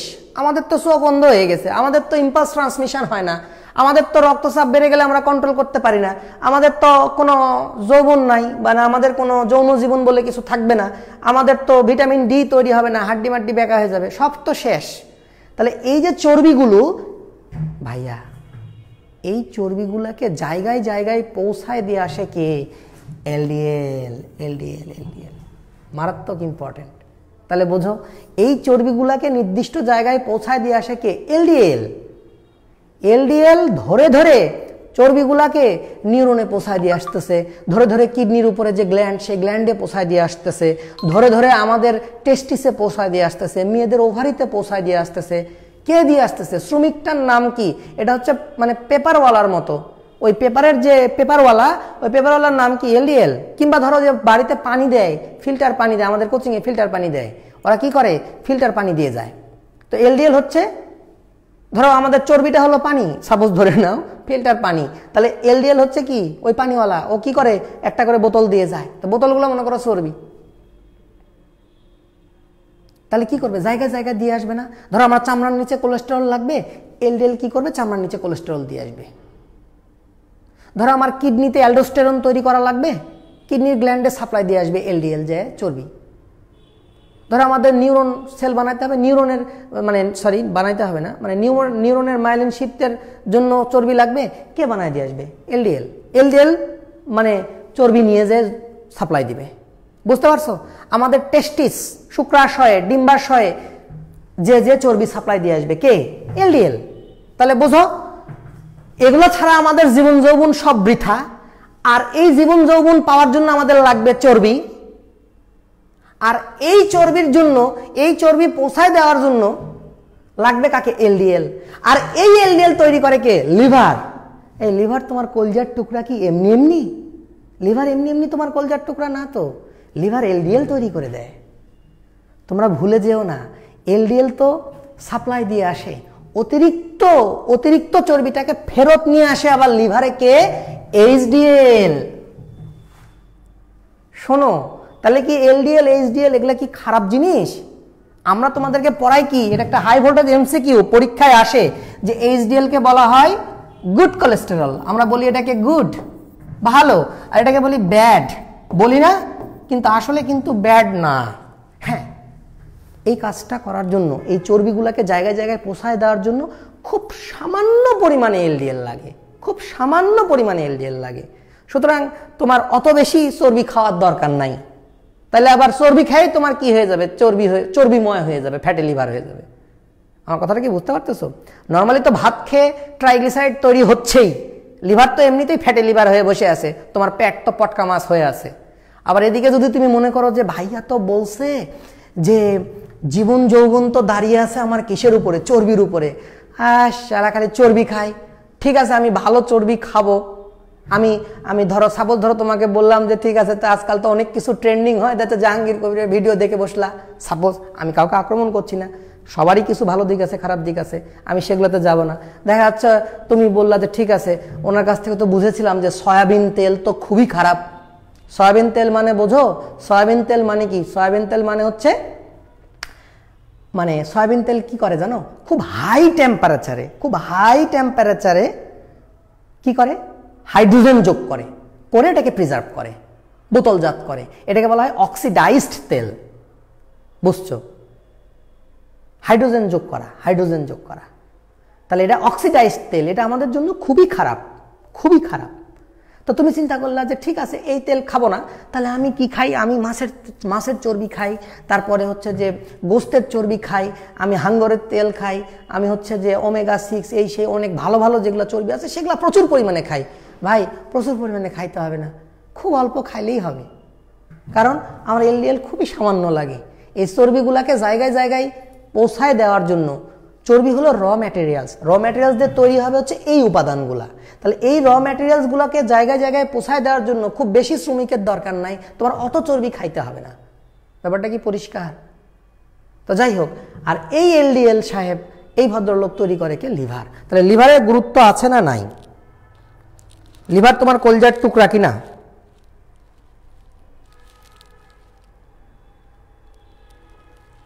না, মানে জাহাঙ্গীর কবিরের সাথে মিল বলতে কি, তোমরা আগের দিন কমেন্ট করেছিলে দেখেই আমি আজকে ওনার নামটা নিলাম। তো আমি কারো আসলে পক্ষে বিপক্ষে কিছু বলতে চাই না, সবার মধ্যে যেগুলো আমার কাছে মনে হয় লজিক্যাল, আমি যেটা ব্যক্তিগতভাবে পছন্দ করি সেটা নিই, আর যেটা ভাল লাগে না সেটা বাদ দিয়ে দিই। এই আমার সবারই, মানুষ কি ভুল ত্রুটির মানে ঊর্ধ্বে নাকি কেউ? সবার মধ্যেই ভুল আছে, ত্রুটি আছে, সবই আছে, ভালো দিক আছে, মন্দ দিক আছে। আমার যেটা জ্ঞানে মনে হয় ভালো সেটা আমি গ্রহণ করবো, যেটা মনে হয় খারাপ সেটা বাদ দিয়ে দেবো। সো আমি কাউকে অন্ধভাবে বিশ্বাস করতে রাজি না।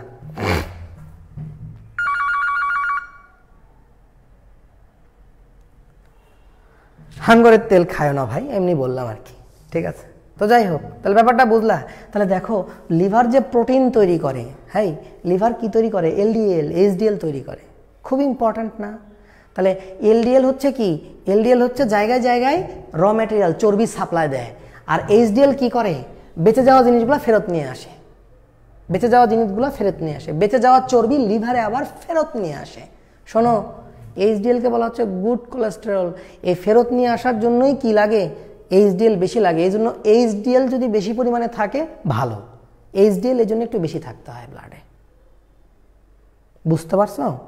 দেখো অনেকেই কি করে, লিপিড প্রোফাইল ঠিক রাখতে গিয়ে, ধরো লিপিড প্রোফাইল ঠিক রাখে মানে কি, এই এলডিএল, এইচডিএল, কোলেস্টেরল, মানে যৌন, মানে ওরা চায় হচ্ছে কি যে ভুঁড়ি কমাইতে, ওজন কমাইতে। এই কামটা করতে যায় তারা যেটা করে, একেবারেই চর্বি খাওয়া বাদ দিয়ে দেয়, একেবারে বাদ দিয়ে দেয়।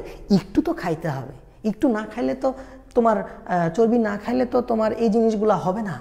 তাহলে দেখো, এদিকে তুমি যদি চর্বি খাওয়া একদম বাদ দিয়ে দাও, তোমার কিন্তু সংসার জীবন শেষ, তোমার কিন্তু কিচ্ছু নাই, দুজন ভাই বোনের মতো খালি থাকবা পাশে।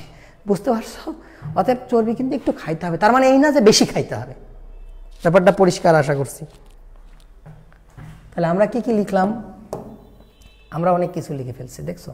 তাহলে লিপোপ্রোটিন গেল। আরেকটা গুরুত্বপূর্ণ এমসিকিউ আছে, আর কি আছে? আর হচ্ছে ক্লটিং ফ্যাক্টর, খুবই ইম্পর্ট্যান্ট আরেকটা ইস্যু আছে, সেটা হচ্ছে ক্লটিং ফ্যাক্টর। দেখো আমরা আরেকটা লিখবো ক্লটিং ফ্যাক্টর, এখানে লিখে দিলাম, হ্যাঁ জায়গা নাই। Clotting factor. শোনো, লিভার না ক্লটিং ফ্যাক্টর তৈরি করে ভাইয়া। লিভার কি তৈরি করে? ক্লটিং ফ্যাক্টর তৈরি করে। শোনো, কোনটা বাদে বলো তো?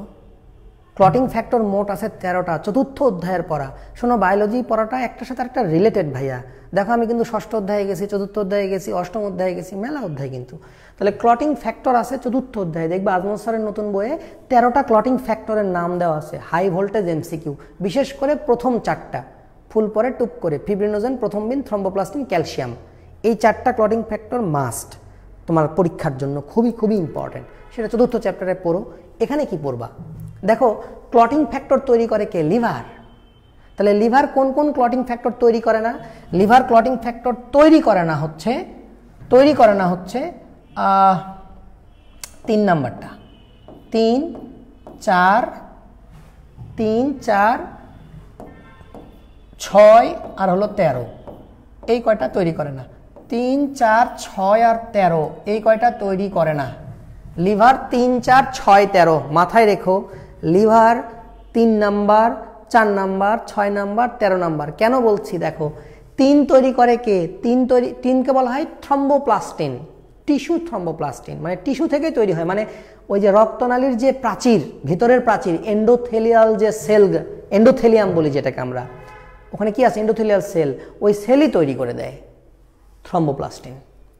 অথবা প্লাটলেট ভেঙে তৈরি হয়, বইয়ে বলা আছে প্লাটলেট ভেঙে তৈরি হয়, অনুচক্রিকার ভাঙনের ফলে থ্রম্বোপ্লাস্টিন তৈরি হয়। 4 নাম্বার তো ক্যালসিয়াম, তাহলে এটাও লিভার তৈরি করে না।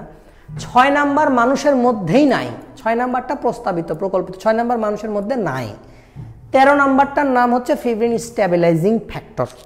হ্যাঁ, আমরা ক্লটিং রক্ত জমাট বাঁধার কৌশল যদি কোনোদিন কেউ পড়ায় তাহলে সেখানে পড়ছো। তাহলে 3, 4, 6, 13 এগুলা লিভারের মধ্যে তৈরি হয় না। আজমল স্যারের বইয়ে 8 নাম্বারটাও লেখা আছে, 8 নাম্বারটাও নাই, তার মানে 8 নাম্বারটাও তৈরি হয় না, কিন্তু আমার জানা মতে 8 নাম্বার লিভারে তৈরি হয়। ঠিক আছে, তাহলে দেখো আমি তোমাকে মাত্র 3টা হেডিং দিছি, 3টা হেডিং দিছি। কি কি হেডিং দিছি দেখো। প্লাজমা প্রোটিনের মধ্যে সবথেকে ইম্পর্টেন্ট কোশ্চিন হচ্ছে এখান থেকে কি, যে এরা অ্যালবুমিন গ্লোবিউলিন তৈরি করে। কি দরকার এদের? এদের দরকার হচ্ছে এরা রক্তে পানি ধরে রাখে। এরা যদি কমে যায় তাহলে রক্ত থেকে পানি বের হয়ে যাবে, রক্তনালী থেকে পানি বের হয়ে যাবে, ফলে কি হবে? ইডিমা হবে, ফুলে যাবে। বুঝতে পেরেছ? আচ্ছা, এখান থেকে হাই ভোল্টেজ এমসিকিউ কি, এজন্য যাদের লিভারের সমস্যা হয় তাদের কিন্তু ইডিমা হবে, তাদের কিন্তু পেট ফুলে যাবে, পা ফুলে যাবে লিভারের সমস্যা হলে। বুঝতেছ? তোমাদের ফার্স্ট পেপারের 4র্থ চ্যাপ্টারে এটা কিন্তু আছে যে হেপাটাইটিস হলে কি হয়? লিভার এবং পায়ে পানি আসে, লিভার এবং পায়ে পানি আসে। হেপাটাইটিস মানে কি? হেপাটোসাইট অসুস্থ, হেপাটোসাইটে প্রদাহ হচ্ছে, হেপাটোসাইটে কি হচ্ছে? প্রদাহ হচ্ছে। ফার্স্ট পেপারের 4র্থ চ্যাপ্টার হেপাটাইটিসের কি, ওখানে দেখবা লেখা আছে যে পায়ে এবং পেটে পানি আসে। কেন পানি আসে? কারণ হেপাটাইটিস হয়েছে। মানে কি? একটা জীবাণু, হেপাটাইটিস এ বা বি বা সি বা ডি, যাই হোক, হেপাটাইটিস একটা ভাইরাস, এই ভাইরাস ঢুকে সেলকে ক্ষতবিক্ষত করে ফেলছে, সেল অসুস্থ, সেল আর কি করতে পারে নাই? অ্যালবুমিন গ্লোবিউলিন তৈরি করতে পারে নাই। তো অ্যালবুমিন গ্লোবিউলিন তৈরি করতে না পারলে রক্তের মধ্যে অ্যালবুমিন গ্লোবিউলিন কমে যাবে, সুতরাং তারা পানি আর ধরে রাখতে পারবে না। ফলে কি হবে? পানিটা রক্তনালী থেকে বের হয়ে যাবে, ফলে তোমার পেট ফুলে যাবে, পায়ে আলটিমেটলি পানিটা আস্তে আস্তে নিচে নামবে, পাও ফুলে যাবে। এই জন্য বলা আছে পেটে এবং পায়ে পানি আসে। ব্যাপারটা কি বুঝছো? তোমরা কি বিরক্ত? আমি কি বেশি পড়াচ্ছি? আমি কি কমায় দেব পড়াশোনা?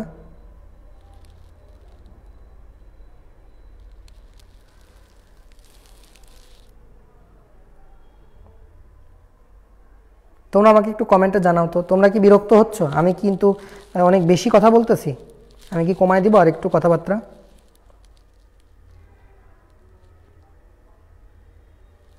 আমি কমেন্টও দেখতে পাচ্ছি না, একটু কমেন্ট করো না ভাই। মন খারাপ করছো? নাও একটু ভালোবাসা নাও, একটু ভালোবাসা নাও, ভালোবাসা ভালোবাসা ভালোবাসা, কেয়ার, ভালোবাসা নাও নাও নাও নাও। তোমাদেরকে একটু ভালোবাসা দিলাম, তাও একটু কমেন্ট করো, আমাকে একটু জানাও।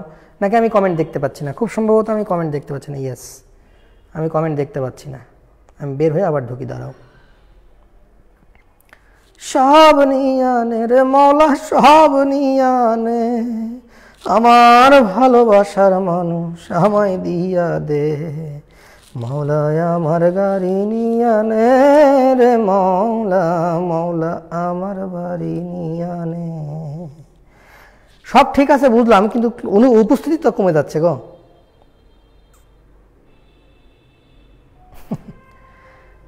ঠিক আছে, তোমরা কি বিরক্ত হও না, কিন্তু বিরক্ত হলে আমাকে জানাবা, কোনো জায়গায় কোনো প্রবলেম হলে আমাকে জানাবা, আমি সাথে সাথে অফ করে দেবো। আমি যে কোনো সময় সুইচ করতে পারি, কোনো সমস্যা নাই। একেবারে 2 ঘন্টা ক্লাস আমি 2 মিনিটে শেষ করে দিতে পারি, কোনো সমস্যা নাই। যারা পড়বা না, যারা খুবই কম পড়বা তাদের জন্য বলছি, যারা খুবই কম পড়বা তাদের জন্য বলছি, তারা খালি পড়বা যে লিভারে প্রোটিন তৈরি হবে, তাই তো? প্রোটিন আমরা কি পড়তেছি? প্রোটিন বিপাক। ভুলে যেও না, আমরা কিন্তু লিভারে চেঞ্জ পড়তেছি। মানে কি? ধরো আমি গোস্ত খাইছি, আমি ডাল খাইছি, মানে এটা আবার ফ্যান্সি ডিল মনে করো না, অনেকে আবার ডাল, আমাদের এদিকে রাজশাহীতে বলে ডাল, তো ওইটা আবার ভাইবো না। এটা হচ্ছে আমাদের কি, মসুরের ডাল, মুগের ডাল, এই ডাল সেই ডাল। তাহলে পালস যেটাকে বলছি, চকলেট না, পালস। তাহলে আমাদের এই যে আমরা মাংস খাই, মাছ খাই, ডাল খাই, যেগুলোতে প্রোটিন আছে, তুমি কি মনে করতেছো প্রোটিনগুলো খাইলে পেটের মধ্যে সেটা কি হয়? Amino acid. তাহলে ওই অ্যামাইনো অ্যাসিড কোথায় আসবে? পেট থেকে সমস্ত রক্ত লিভারে আসে, তাহলে অ্যামাইনো অ্যাসিড কোথায় আসবে? লিভারে। লিভার সেল দায়িত্ব নিয়ে ওই অ্যামাইনো অ্যাসিড দিয়ে কি বানাবে ভাইয়া? প্রোটিন বানাবে। কি প্রোটিন বানাবে? প্লাজমা প্রোটিন বানাবে। কি প্রোটিন বানাবে? Albumin globulin. কি প্রোটিন বানাবে? Lipoprotein, LDL, HDL. কি প্রোটিন বানাবে? Clotting factor. তাহলে চেঞ্জ হচ্ছে না, অ্যামাইনো অ্যাসিড এসে চেঞ্জ হচ্ছে না, চেঞ্জ হচ্ছে। তাহলে অ্যামাইনো অ্যাসিডের বিপাক হচ্ছে না, তাহলে লিভারে অ্যামাইনো অ্যাসিডের বিপাক হচ্ছে কি না? হচ্ছে। ব্যাপারটা কি বুঝলা? পরিষ্কার। কিন্তু দেখো কি তৈরি করতে পারছে না, যেটা পারছে না ওটাই স্যারেদের পছন্দ, তুমি যা পারো না সেটাই তো স্যারেদের পছন্দ। Gamma globulin, gamma globulin liver তৈরি করতে পারে না। ক্লটিং ফ্যাক্টর কি কি তৈরি করতে পারে না? 3, 4, 6, 13 এগুলা তৈরি করে না লিভার। বুঝেছ? শেষ।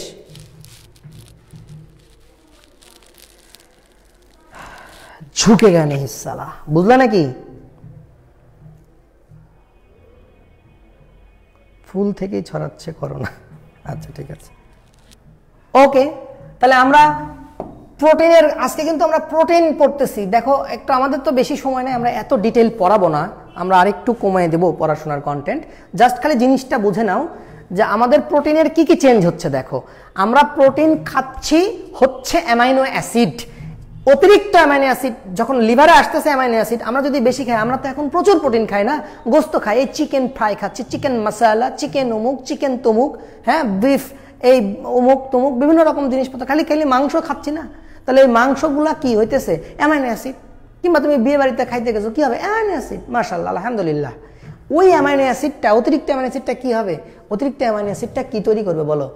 কিটো অ্যাসিড এবং অ্যামাইন গ্রুপ। ওই অ্যামাইন গ্রুপটা কি হবে? অ্যামোনিয়া। অ্যামোনিয়াটা কি তৈরি করবে? ইউরিয়া। তাহলে পরীক্ষায় প্রশ্ন আসবে, ইউরিয়া কোথায় তৈরি হয়? লিভারে। কি চক্রের মাধ্যমে? অর্নিথিন সাইকেল বা ইউরিয়া চক্রের মাধ্যমে। ডিঅ্যামাইনেশন কোথায় হয়? লিভারে। ডিঅ্যামাইনেশন মানে কি?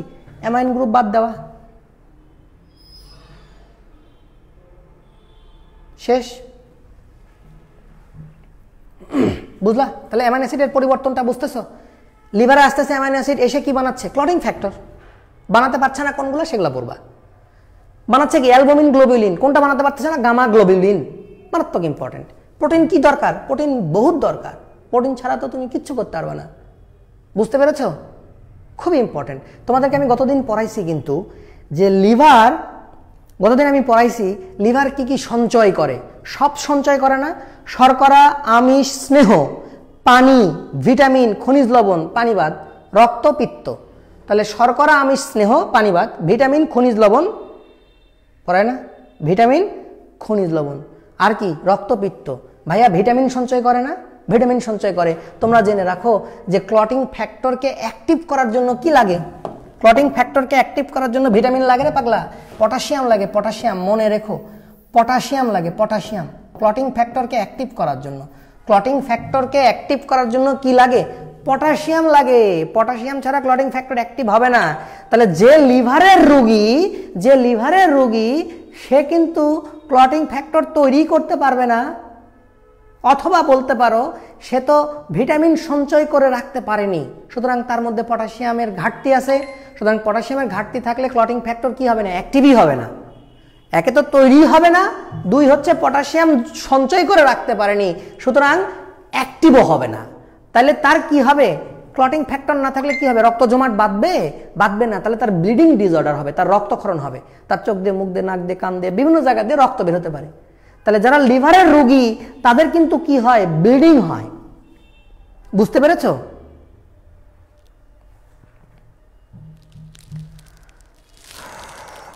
অথবা চিন্তা করতে পারো, দেখো তোমরা ভিটামিন ই নাম শুনেছো? Vitamin E. তাহলে সব ভিটামিনই তো সঞ্চয় করে লিভার, কিন্তু ভিটামিন এ, ডি, ই কে মনে আছে কিনা? লিভার কোন কোন ভিটামিন সঞ্চয় করে? এ, ডি, ই কে, ফ্যাট সলিবল, আর কি? বিসি। ভাইয়া ই ভিটামিন, শোনো, ই ভিটামিন সঞ্চয় করে। তাহলে যার লিভারের সমস্যা সে কিন্তু ই ভিটামিন সঞ্চয়ও করতে পারে না। আমি কিন্তু সঞ্চয় ভূমিকায় চলে গেছি। লিভার কিন্তু ই ভিটামিন সঞ্চয় করতে পারে না। তো যদি ই ভিটামিন না থাকে কি সমস্যা হবে জানো? লিবিডো কমে যাবে। লিবিডো মানে বুঝো? আকাঙ্ক্ষা, মানে তার যৌন জীবন বলে কিছু থাকবে না। তার মানে সহজ কথা, তার আর দাঁড়াবে না। তাহলে যার লিভারের সমস্যা তার কিন্তু জিনিসও কি হবে না? চাঙ্গা না, সেও কিন্তু কি? দুর্বল। তার মানে যে রোগী লিভারের সমস্যা আক্রান্ত তার কিন্তু যদি ইয়াং লোক হয় ঘরে কিন্তু বউ থাকবে না। কারণ কি? ও ভিটামিন ই সঞ্চয় করতে পারে না। আর ভিটামিন ই যদি সঞ্চয় না করে তাহলে কিন্তু তার লিবিডো কমে যাবে, তার মানে তার বউ বাড়িতে থাকবে না। ব্যাপারটা কি তোমরা বুঝলা? তো লিভার তোমার কলজার টুকরা না ভাই? লিভার তোমাকে কি করে রাখছে? বাঁচায় রাখছে ভাই, জিন্দা করে রাখছে। চিন্তা করতে পারো, কলজার টুকরা না তো কি, তুমি তো মরেই যাবা। আরে একটু রক্তে গ্লুকোজ কমে গেছে, সাথে সাথে লিভার গ্লুকোজ সাপ্লাই দিচ্ছে, না হলে তো তুমি গ্লুকোজের অভাবেই মরে যাবা।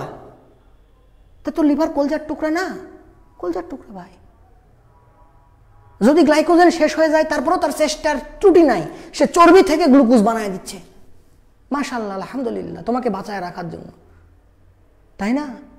এই যে তুমি এত গরুর মতো খাচ্ছ মাংস টাংসগুলা, ভাগ্যিস সেগুলাকে সে কি করে দিচ্ছে, ইউরিয়া বানায় দিচ্ছে। ওই ইউরিয়া যায় কিডনি দিয়ে বের হয়ে যাচ্ছে, ফলে তুমি বাইসে আসো। নাহলে তো অ্যামোনিয়া তো বিষাক্ত পদার্থ, তোমার শরীরের মধ্যে তো বিষ হয়ে যেত। এই শোনো, মনে করো তোমার লিভার অসুস্থ, একটা নতুন শব্দ শিখো। মনে করো তোমার লিভার অসুস্থ, তাহলে লিভার যদি অসুস্থ হয় তাহলে এই অ্যামোনিয়াকে সে আর হ্যান্ডেল করতে পারে না, অর্থাৎ অ্যামোনিয়াকে সে আর ইউরিয়াতে কনভার্ট করতে পারে না। তখন কি হয় জানো? অ্যামোনিয়া রক্তে চলে যায়, রক্তের মাধ্যমে ব্রেনে চলে যায়। এই পাগলা, অ্যামোনিয়া যদি ব্রেনে চলে যায় তখন কি হয়? এনকেফালোপ্যাথি। কি হয়? এনকেফালো মানে মস্তিষ্ক, প্যাথি মানে অসুখ। তাহলে এনকেফালোপ্যাথি মানে কি? ব্রেনের সমস্যা হয়, তোমার ব্রেন উল্টাপাল্টা হয়ে যাবে, তুমি অজ্ঞান হয়ে মরে যাবা, আলটিমেটলি মরে যাবা। শেষমেশ আনকনসাসনেস হয়। কয়েকটা স্টেপ আছে, প্রথমে কথাবার্তা জড়ায় আসে, তারপর আস্তে আস্তে আরো কিছু স্টেজ আছে, শেষমেশ তুমি অজ্ঞান হয়ে মরে যাবা, শেষ। তাহলে হেপাটিক এনকেফালোপ্যাথি কেন বলছে? কারণ হেপাটিক মানে কি? যকৃত। হেপাটিক মানে কি? যকৃত। যকৃত অ্যামোনিয়াকে হ্যান্ডেল করতে পারেনি, কারণ যকৃতের কোষ আক্রান্ত। কি দ্বারা? ভাইরাস। এ ভাইরাস, ই ভাইরাস, এইসব ভাইরাস দ্বারা আক্রান্ত হয়েছে। তো ভাইরাস যদি আক্রান্ত হয় তার মানে কি হয়েছে? ওইখানে ইনফ্লামেশন হয়েছে, হেপাটাইটিস হয়েছে। তো হেপাটাইটিস হলে, অ্যাকিউট হেপাটাইটিস, ওখানে হেপাটাইটিস হয়ে গেছে। তাহলে এখন যকৃতের কোষ কি আর অ্যামোনিয়াকে ইউরিয়া বানাতে পারবে? পারবে না। তাহলে ওই অ্যামোনিয়া রক্তে চলে যাবে, রক্তের মাধ্যমে ব্রেনে যাবে, যে তোমার ব্রেন খারাপ করে দেবে। তাহলে ব্রেনে অতিরিক্ত অ্যামোনিয়া ঢুকে যাবে। তাহলে ওটাকে কি বলে? Encephalopathy, hepatic encephalopathy. তাহলে বলো, লিভার তোমার কলজার টুকরা কিনা? লিভার অ্যামোনিয়াকে কি বানাইছে? ইউরিয়া বানাইছে, ফলে তুমি বাইচে আসো। নাহলে ভাই হেপাটিক এনকেফালোপ্যাথি হইতো। তুমি যেভাবে মুরগির মাংস খাও, যেভাবে গরুর গোস্ত খাও, যেভাবে খাসির গোস্ত খাও, যেভাবে গোস্ত খাও, হায় রে হায় রে হায় রে, মাংসাশী কোথাকার। ব্যাপারটা বুঝলা কিনা? একজন লিখছে, কি খাইলে লিভার ভালো থাকে? লিভার ভালো থাকবে, লিভারের ভালো থাকার জন্য তোমাকে শাকসবজি বেশি করে, সহজ পাচ্য খাবার বেশি করে খাইতে হবে। কারণ তুমি যেটাই খাও আলটিমেটলি সেগুলো ভাঙিয়ে চুরে কোথায় আসবে? লিভারে আসবে। সো লিভারকেই হ্যান্ডেল করতে হবে সব।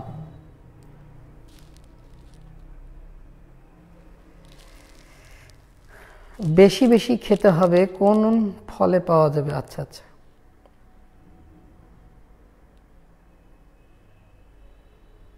কি হলো ভাই? আমি তো কমেন্ট অনেকক্ষণ দেখিনি। কারো কি কোনো মনে আঘাত দিয়েছি? আমি কি কাউকে কষ্ট দিয়েছি?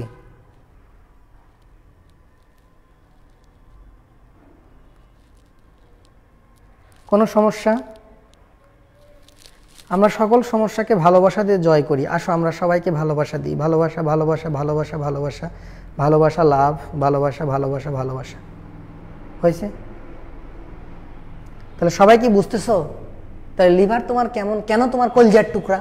আমি পড়াচ্ছি তোমাকে সঞ্চয়ী এবং বিপাকীয় ভূমিকা, বাট আমি তোমাকে প্রতিটা মুহূর্তে বোঝাচ্ছি লিভার তোমার কলজার টুকরা। লিভার ছাড়া তুমি এক মুহূর্ত টিকতে পারবা না। এই জন্য তো ভাই লিভারের নাম কলজা। বুঝতে পারো নি?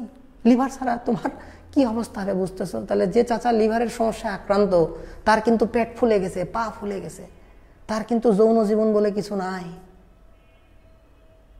বুঝতে পারো নি?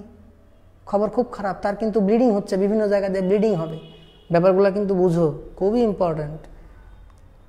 লিভার কি তৈরি করে? অ্যান্টিবডি তৈরি করে। Antibody, antibody. লিভারের মধ্যে যে বাইল থাকে, ওই বাইলের মধ্যে কি থাকে? অ্যান্টিবডি থাকে।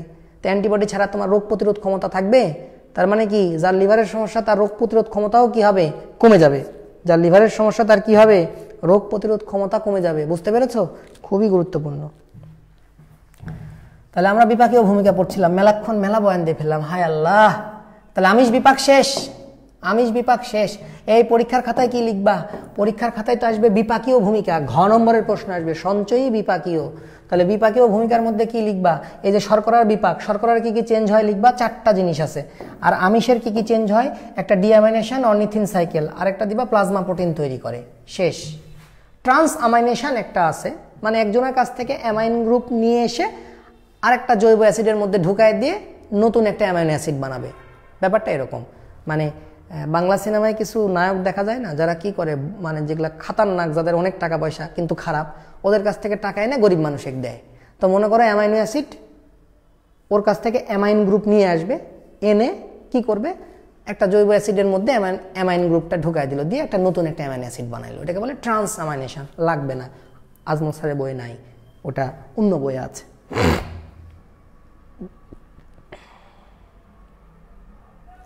না না, এটাই আমার কথা, খাওয়া দাওয়া কমাইলেও হবে না, বাড়াইলেও হবে না। যেটা সবাই ভুল করতেছে, যে কোনো একজনকে ফলো করতে যায়, হয় একদম খাওয়া দাওয়া বাদ দিয়ে দিচ্ছে, অথবা প্রচুর পরিমাণে চর্বি টর্বি খাওয়া শুরু করতেছে। ব্যাপারটা এরকম না, জাস্ট সিম্পল ওয়ে হচ্ছে তুমি যা খাবা সেটাকে পোড়াবা, খরচ করবা, তাইলেই হলো।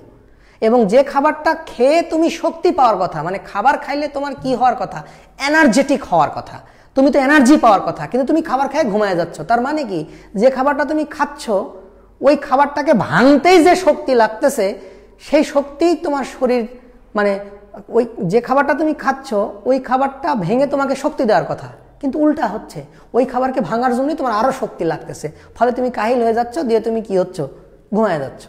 ব্যাপারটা কি বুঝতে পারছো? সো অনেক খাবারই আছে যেগুলো দেখবা যে মানুষকে কি করে চনমনে করে, হ্যাঁ, যেগুলো সহজ পাচ্য, সহজে পাচিত হয়, সেগুলা খাইতে হবে।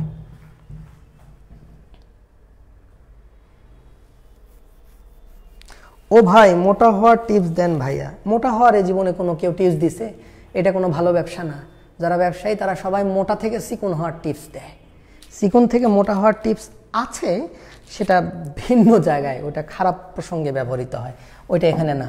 তাহলে আসো আমরা এটা পড়ে ফেললাম, আমিষ বিপাক। এবার আসো চর্বি বিপাক। তাহলে আমরা কি পড়তেছি দেখো, শর্করা বিপাক পড়লাম, আমিষ বিপাক পড়লাম, এবার আসো চর্বি বিপাক। চর্বি বিপাক, আমি তোমাদের এক লিভার ক্লাস নিতে লাগলেই তো লেখে যাবে 4-5টা ক্লাস, তো বাকি ক্লাস কখন করাবো? চর্বি বিপাক, শোনো, চর্বি বিপাক মানে কি, চর্বির কি কি চেঞ্জ হয়। শোনো, তোমার লিভারের মধ্যে কি আসবে, fatty acid, glycerol, fatty acid আর গ্লিসারল। তো ফ্যাটি অ্যাসিড আর গ্লিসারল মিলে এখানে কি হবে, ফ্যাটি অ্যাসিড আর গ্লিসারল মিলে চর্বি হবে না? তো তুমি খাইছো মনে করো চর্বি, তাহলে ভেঙে কি হয়েছে, ফ্যাটি অ্যাসিড আর গ্লিসারল, লিভারে আসছে কে, ফ্যাটি অ্যাসিড আর গ্লিসারল, এবার চেঞ্জ হয়ে কি হচ্ছে, ফ্যাটি অ্যাসিড আর গ্লিসারল চেঞ্জ হয়ে লিপিড হচ্ছে। ফ্যাটি অ্যাসিড আর গ্লিসারল চেঞ্জ হয়ে কি হচ্ছে, লিপিড হচ্ছে। পরীক্ষায় আসবে কি লিপিড, যেমন ধরো ফসফোলিপিড, কোলেস্টেরল, লিপোপ্রোটিন। চর্বি বলতে কি, যেমন ধরো ফসফোলিপিড, যেমন ধরো ফসফোলিপিড, ফসফোলিপিড, যেমন ধরো কোলেস্টেরল, কোলেস্টেরল, কোলেস্টেরল। ইভেন তুমি প্রোটিনের মধ্যে লিখছো লিপোপ্রোটিন, লিপোপ্রোটিন মানে কি, লিপিড প্রোটিন দু জায়গায় তো লিখতে পারবা, তাহলে লিপোপ্রোটিন এগুলা তৈরি করে, এটসেট্রা। বুঝলা? বইয়ের মধ্যে লেখা আছে দেখবা যে ফ্যাটি অ্যাসিড, মানে গ্লিসারল আর ফ্যাটি অ্যাসিডের জারণে কিটোনজাত পদার্থ সৃষ্টি হয়। বইয়ে লেখা আছে দেখবা গ্লিসারল এবং ফ্যাটি অ্যাসিডের জারণে কিটোনজাত পদার্থের তৈরি হয়।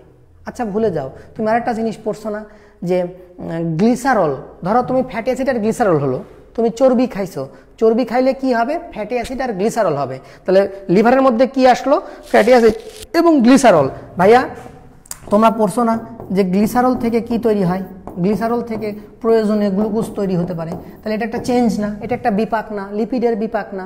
লিপিড কি ভাঙছে, ভেঙে কি হয়েছে, ফ্যাট আর গ্লিসারল হয়েছে। তাহলে ফ্যাটি অ্যাসিড আর গ্লিসারল হয়েছে, মনে করো ফ্যাট ভেঙে ফ্যাটি অ্যাসিড আর গ্লিসারল হয়েছে, তাহলে সেই গ্লিসারলটা লিভারে আসছে, তাহলে গ্লিসারলটা লিভারে এসে আবার চেঞ্জ হচ্ছে, কি হয়েছে, গ্লুকোজ হচ্ছে। তাহলে এটা গ্লিসারলের মেটাবলিজম হলো না, বা ফ্যাটের মেটাবলিজম হলো না, বিপাক হলো, ফ্যাটের চেঞ্জ হলো।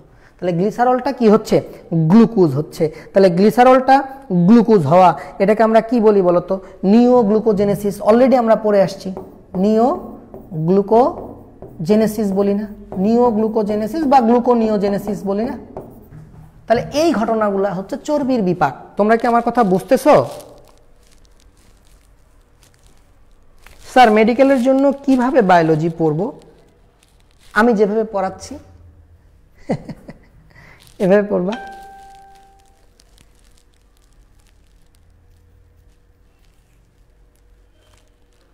তোমাদেরকে এত ভালো ভালো উপদেশ দিয়ে আসলে আমাদেরই তো অবস্থা। যারা তোমাদেরকে উপদেশ দেয় সেই উপদেশগুলো তোমাদের কাজে লাগে না কেন জানো? যারা উপদেশ দেয় তারাই মানে না। আমি মনে করো যে পরিমাণ চর্বিযুক্ত খাবার দাবার, যে পরিমাণ উল্টাপাল্টা খাবার দাবার খাই, হ্যাঁ কি আর বলবো। ঠিক আছে, কলকাতা হারবাল, ইয়েস। তাহলে চর্বি বিপাক গেল, শেষ। তাহলে একদম গুনে গুনে কিন্তু কথা, যে শর্করা বিপাকে গ্লুকোজ গ্লাইকোজেন হবে, গ্লাইকোজেন গ্লুকোজ হবে, অতিরিক্ত গ্লুকোজ ট্রাইগ্লিসারাইড হবে, নতুন সোর্স থেকে গ্লুকোজ তৈরি হবে। এগুলো হচ্ছে শর্করা বিপাক। আমিষের মধ্যে একদম গুনে গুনে তিনটা কথা, ডিঅ্যামাইনেশন হয়ে কি হবে, অর্নিথিন চক্র হবে, আর হচ্ছে প্রোটিন তৈরি হবে। কি প্রোটিন? Plasma protein. কোনগুলা? ক্লটিং ফ্যাক্টর, অ্যালবুমিন, গ্লোবিউলিন, কিংবা হচ্ছে তোমার কি ওটা, লিপোপ্রোটিন। তাহলে ওগুলো তৈরি হবে লিভারে, গুরুত্বপূর্ণ। লাস্ট নাম্বার 4, তোমাদের কি আর নেওয়ার মতো আছে মাথায়? আমি কি আর একটু যাবো না এখানে স্টপ করে দিব? ভাইরা আমার অলরেডি অনেকে কমে গেছে, আমার মনে হয় 9টা বাজে, ক্লোজ করে দিব নাকি আরেকটু আগাবো? এখনো কিন্তু হরমোন বিপাক আছে, আরবিসি বিপাক আছে, ডিটক্সিফিকেশন আছে, বাইল উৎপাদন আছে, তাপ উৎপাদন আছে, তবেই শেষ হবে। শেষ করে দিব না আরেকটু আগাবো বলো? তোমরা একটু কমেন্টে জানাও। আরেকটু পড়ান, আজকে থাক, আরেকটু পড়ান, আরেকটু পড়ান, আগান। আচ্ছা আরেকটু আগাতে চাচ্ছে, কিন্তু এখানে তো লোকজন কমে যাচ্ছে গো। লোকজন কমে গেলে তো ক্লাস নিতে ভালো লাগে না। আমার যে প্রাইভেট গ্রুপগুলো আছে, আমি তো ওখানে ক্লাস নিলে খুবই কম উপস্থিতি থাকে। আমি খুব হতাশ হয়ে যাই মাঝে মাঝে, আমি কি ক্লাস নিতে পারছি না নাকি এটা আসলে কি করব বলো তো? ভাইয়া জলদি বেশি করে পড়ান, ঠিক আছে? তাহলে আমরা একটু টেনে দিচ্ছি। হরমোন বিপাক, হরমোন বিপাক। এই এখান থেকে একটা গুরুত্বপূর্ণ এমসিকিউ পরীক্ষায় আসবে। সব হরমোন এখানে এসে ধ্বংস হয়, সব হরমোন এখানে এসে ধ্বংস হয়, তবে অ্যালডোস্টেরন এবং টেস্টোস্টেরন, এখানে সব হরমোন এসে ধ্বংস হয়, তবে টেস্টোস্টেরন এবং অ্যালডোস্টেরন, এই দুইটা, টেস্টোস্টেরন এবং অ্যালডোস্টেরন, অ্যালডোস্টেরন সবচেয়ে দ্রুত ধ্বংস হয়। সবচেয়ে, এই দুইটা হরমোন টেস্টোস্টেরন এবং অ্যালডোস্টেরন সবচেয়ে দ্রুত ধ্বংস হয়। সবচেয়ে কি হয়? দ্রুত ধ্বংস হয়। তাহলে চেঞ্জ হলো না? হরমোন সেখানে ভেঙে গেল, ধ্বংস হলো, তাহলে চেঞ্জ হচ্ছে, তাহলে হরমোনের বিপাক। বুঝতে পেরেছ? তাহলে পরীক্ষায় আসবে যে সবচেয়ে দ্রুত কোন হরমোন ধ্বংস হয়, অ্যালডোস্টেরন, টেস্টোস্টেরন, এই দুইটা সবচেয়ে দ্রুত ধ্বংস হয়। আচ্ছা, তাহলে হরমোন তৈরিও করে, লিভার একটা হরমোন তৈরি করে, জানো? লিভার যে হরমোন তৈরি করে তার নাম কি জানো? অ্যাঞ্জিওটেনসিনোজেন। অ্যাঞ্জিওটেনসিনোজেন। লিভার একটা হরমোন তৈরি করে যার নাম হচ্ছে অ্যাঞ্জিওটেনসিনোজেন। অ্যাঞ্জিওটেনসিনোজেন খুবই গুরুত্বপূর্ণ। অ্যাঞ্জিওটেনসিনোজেন হরমোন তৈরি করে, এই হরমোন তৈরি করে সে। তাহলে এই হরমোন তৈরি করে। তাহলে দুটা কথা বলছি, এখানে হরমোন ভাঙছে, এখানে হরমোন তৈরিও হচ্ছে। এই তোমাদেরকে আরেকটা অষ্টম অধ্যায়ের প্রশ্ন পড়াই, বা এই অধ্যায়েরই প্রশ্ন, যে আমাদের সবচেয়ে বড় গ্রন্থি কোনটা? লিভার। সবচেয়ে বড় গ্রন্থি কোনটা? লিভারই তো নাকি? সর্ববৃহৎ গ্রন্থি, সর্ববৃহৎ গ্রন্থি কোনটা? লিভার। সর্ববৃহৎ গ্রন্থি কোনটা? Liver, right? সর্ববৃহৎ গ্রন্থি কোনটা? লিভার। আচ্ছা, লিভার একটা মিশ্র গ্রন্থি ভাইয়া। লিভার একটা কি গ্রন্থি? মিশ্র গ্রন্থি। কোথাও লেখা নাই বইয়ে, কিন্তু তোমাকে বুঝে নিতে হবে। প্যানক্রিয়াস একটা মিশ্র গ্রন্থি। কেন মিশ্র গ্রন্থি? কারণ এরা এনজাইমও তৈরি করে, হরমোনও তৈরি করে। তোমরা কি কেউ আমাকে বলতে পারো যে লিভার তৈরি করে এনজাইম এবং হরমোন দুটোই? দেখো হরমোন অলরেডি পেয়ে গেছো, অ্যাঞ্জিওটেনসিনোজেন। অ্যাঞ্জিওটেনসিনোজেন। বলো তো লিভার কোন এনজাইম তৈরি করে? এনজাইমটার নাম বলো তো। হরমোন তোমরা পেয়ে গেছো, লিভার কি তৈরি করে? অ্যাঞ্জিওটেনসিনোজেন হরমোন তৈরি করে।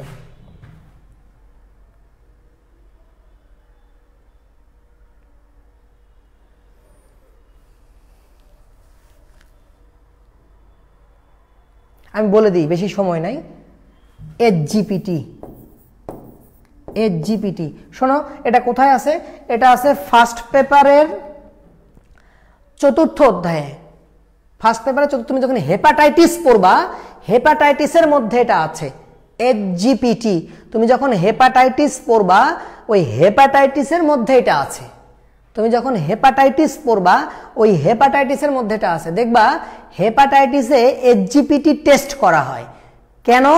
কারণ যদি লিভার সেল দুঃখ পায় তখন লিভার সেল প্রচুর পরিমাণে এইচজিপিটি তৈরি করে প্রকাশ করে যে আমি শেষ, আমি ধ্বংস হয়ে গেছি। তাহলে কি বুঝলা? লিভার সেল এইচজিপিটি তৈরি করে। লিভার সেল কি তৈরি করে?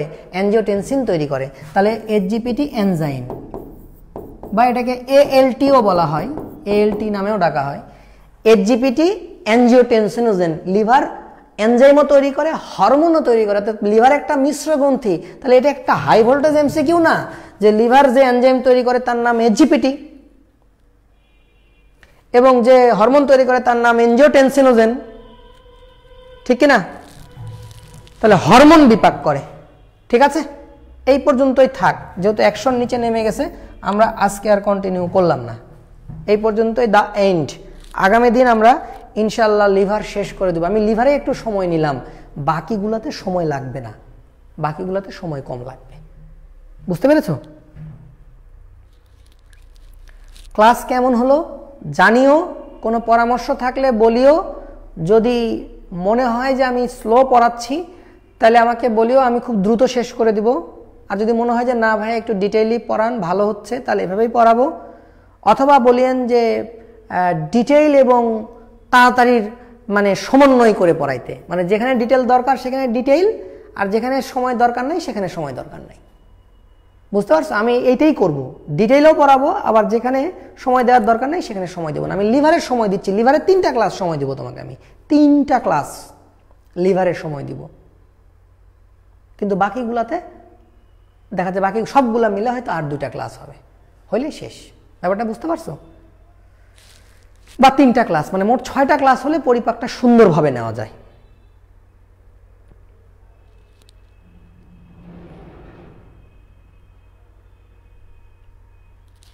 ভাইয়া বেশি ডিটেইল পড়ায়েন না। ঠিক আছে, বেশি ডিটেইল পড়াবো না। এই এতক্ষণ পর্যন্ত যা পড়াইছি তাতে করে কি তোমার মন খারাপ হয়েছে? মানে তুমি কি বিরক্ত হইছো? কেউ কি বিরক্ত হইছো? যদি বিরক্ত না হও তাহলে এটা ডিটেইল না, এটাই ঠিক আছে।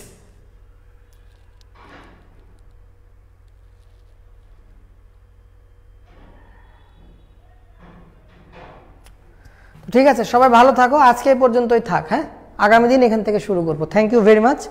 আসসালামু আলাইকুম।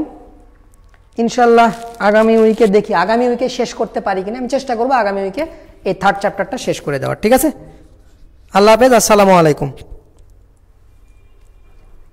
ক্লাস কেমন হলো জানিও, চিন্ময় অপার ওদেরকে জানিয়ে দিও যে ক্লাস কেমন হলো।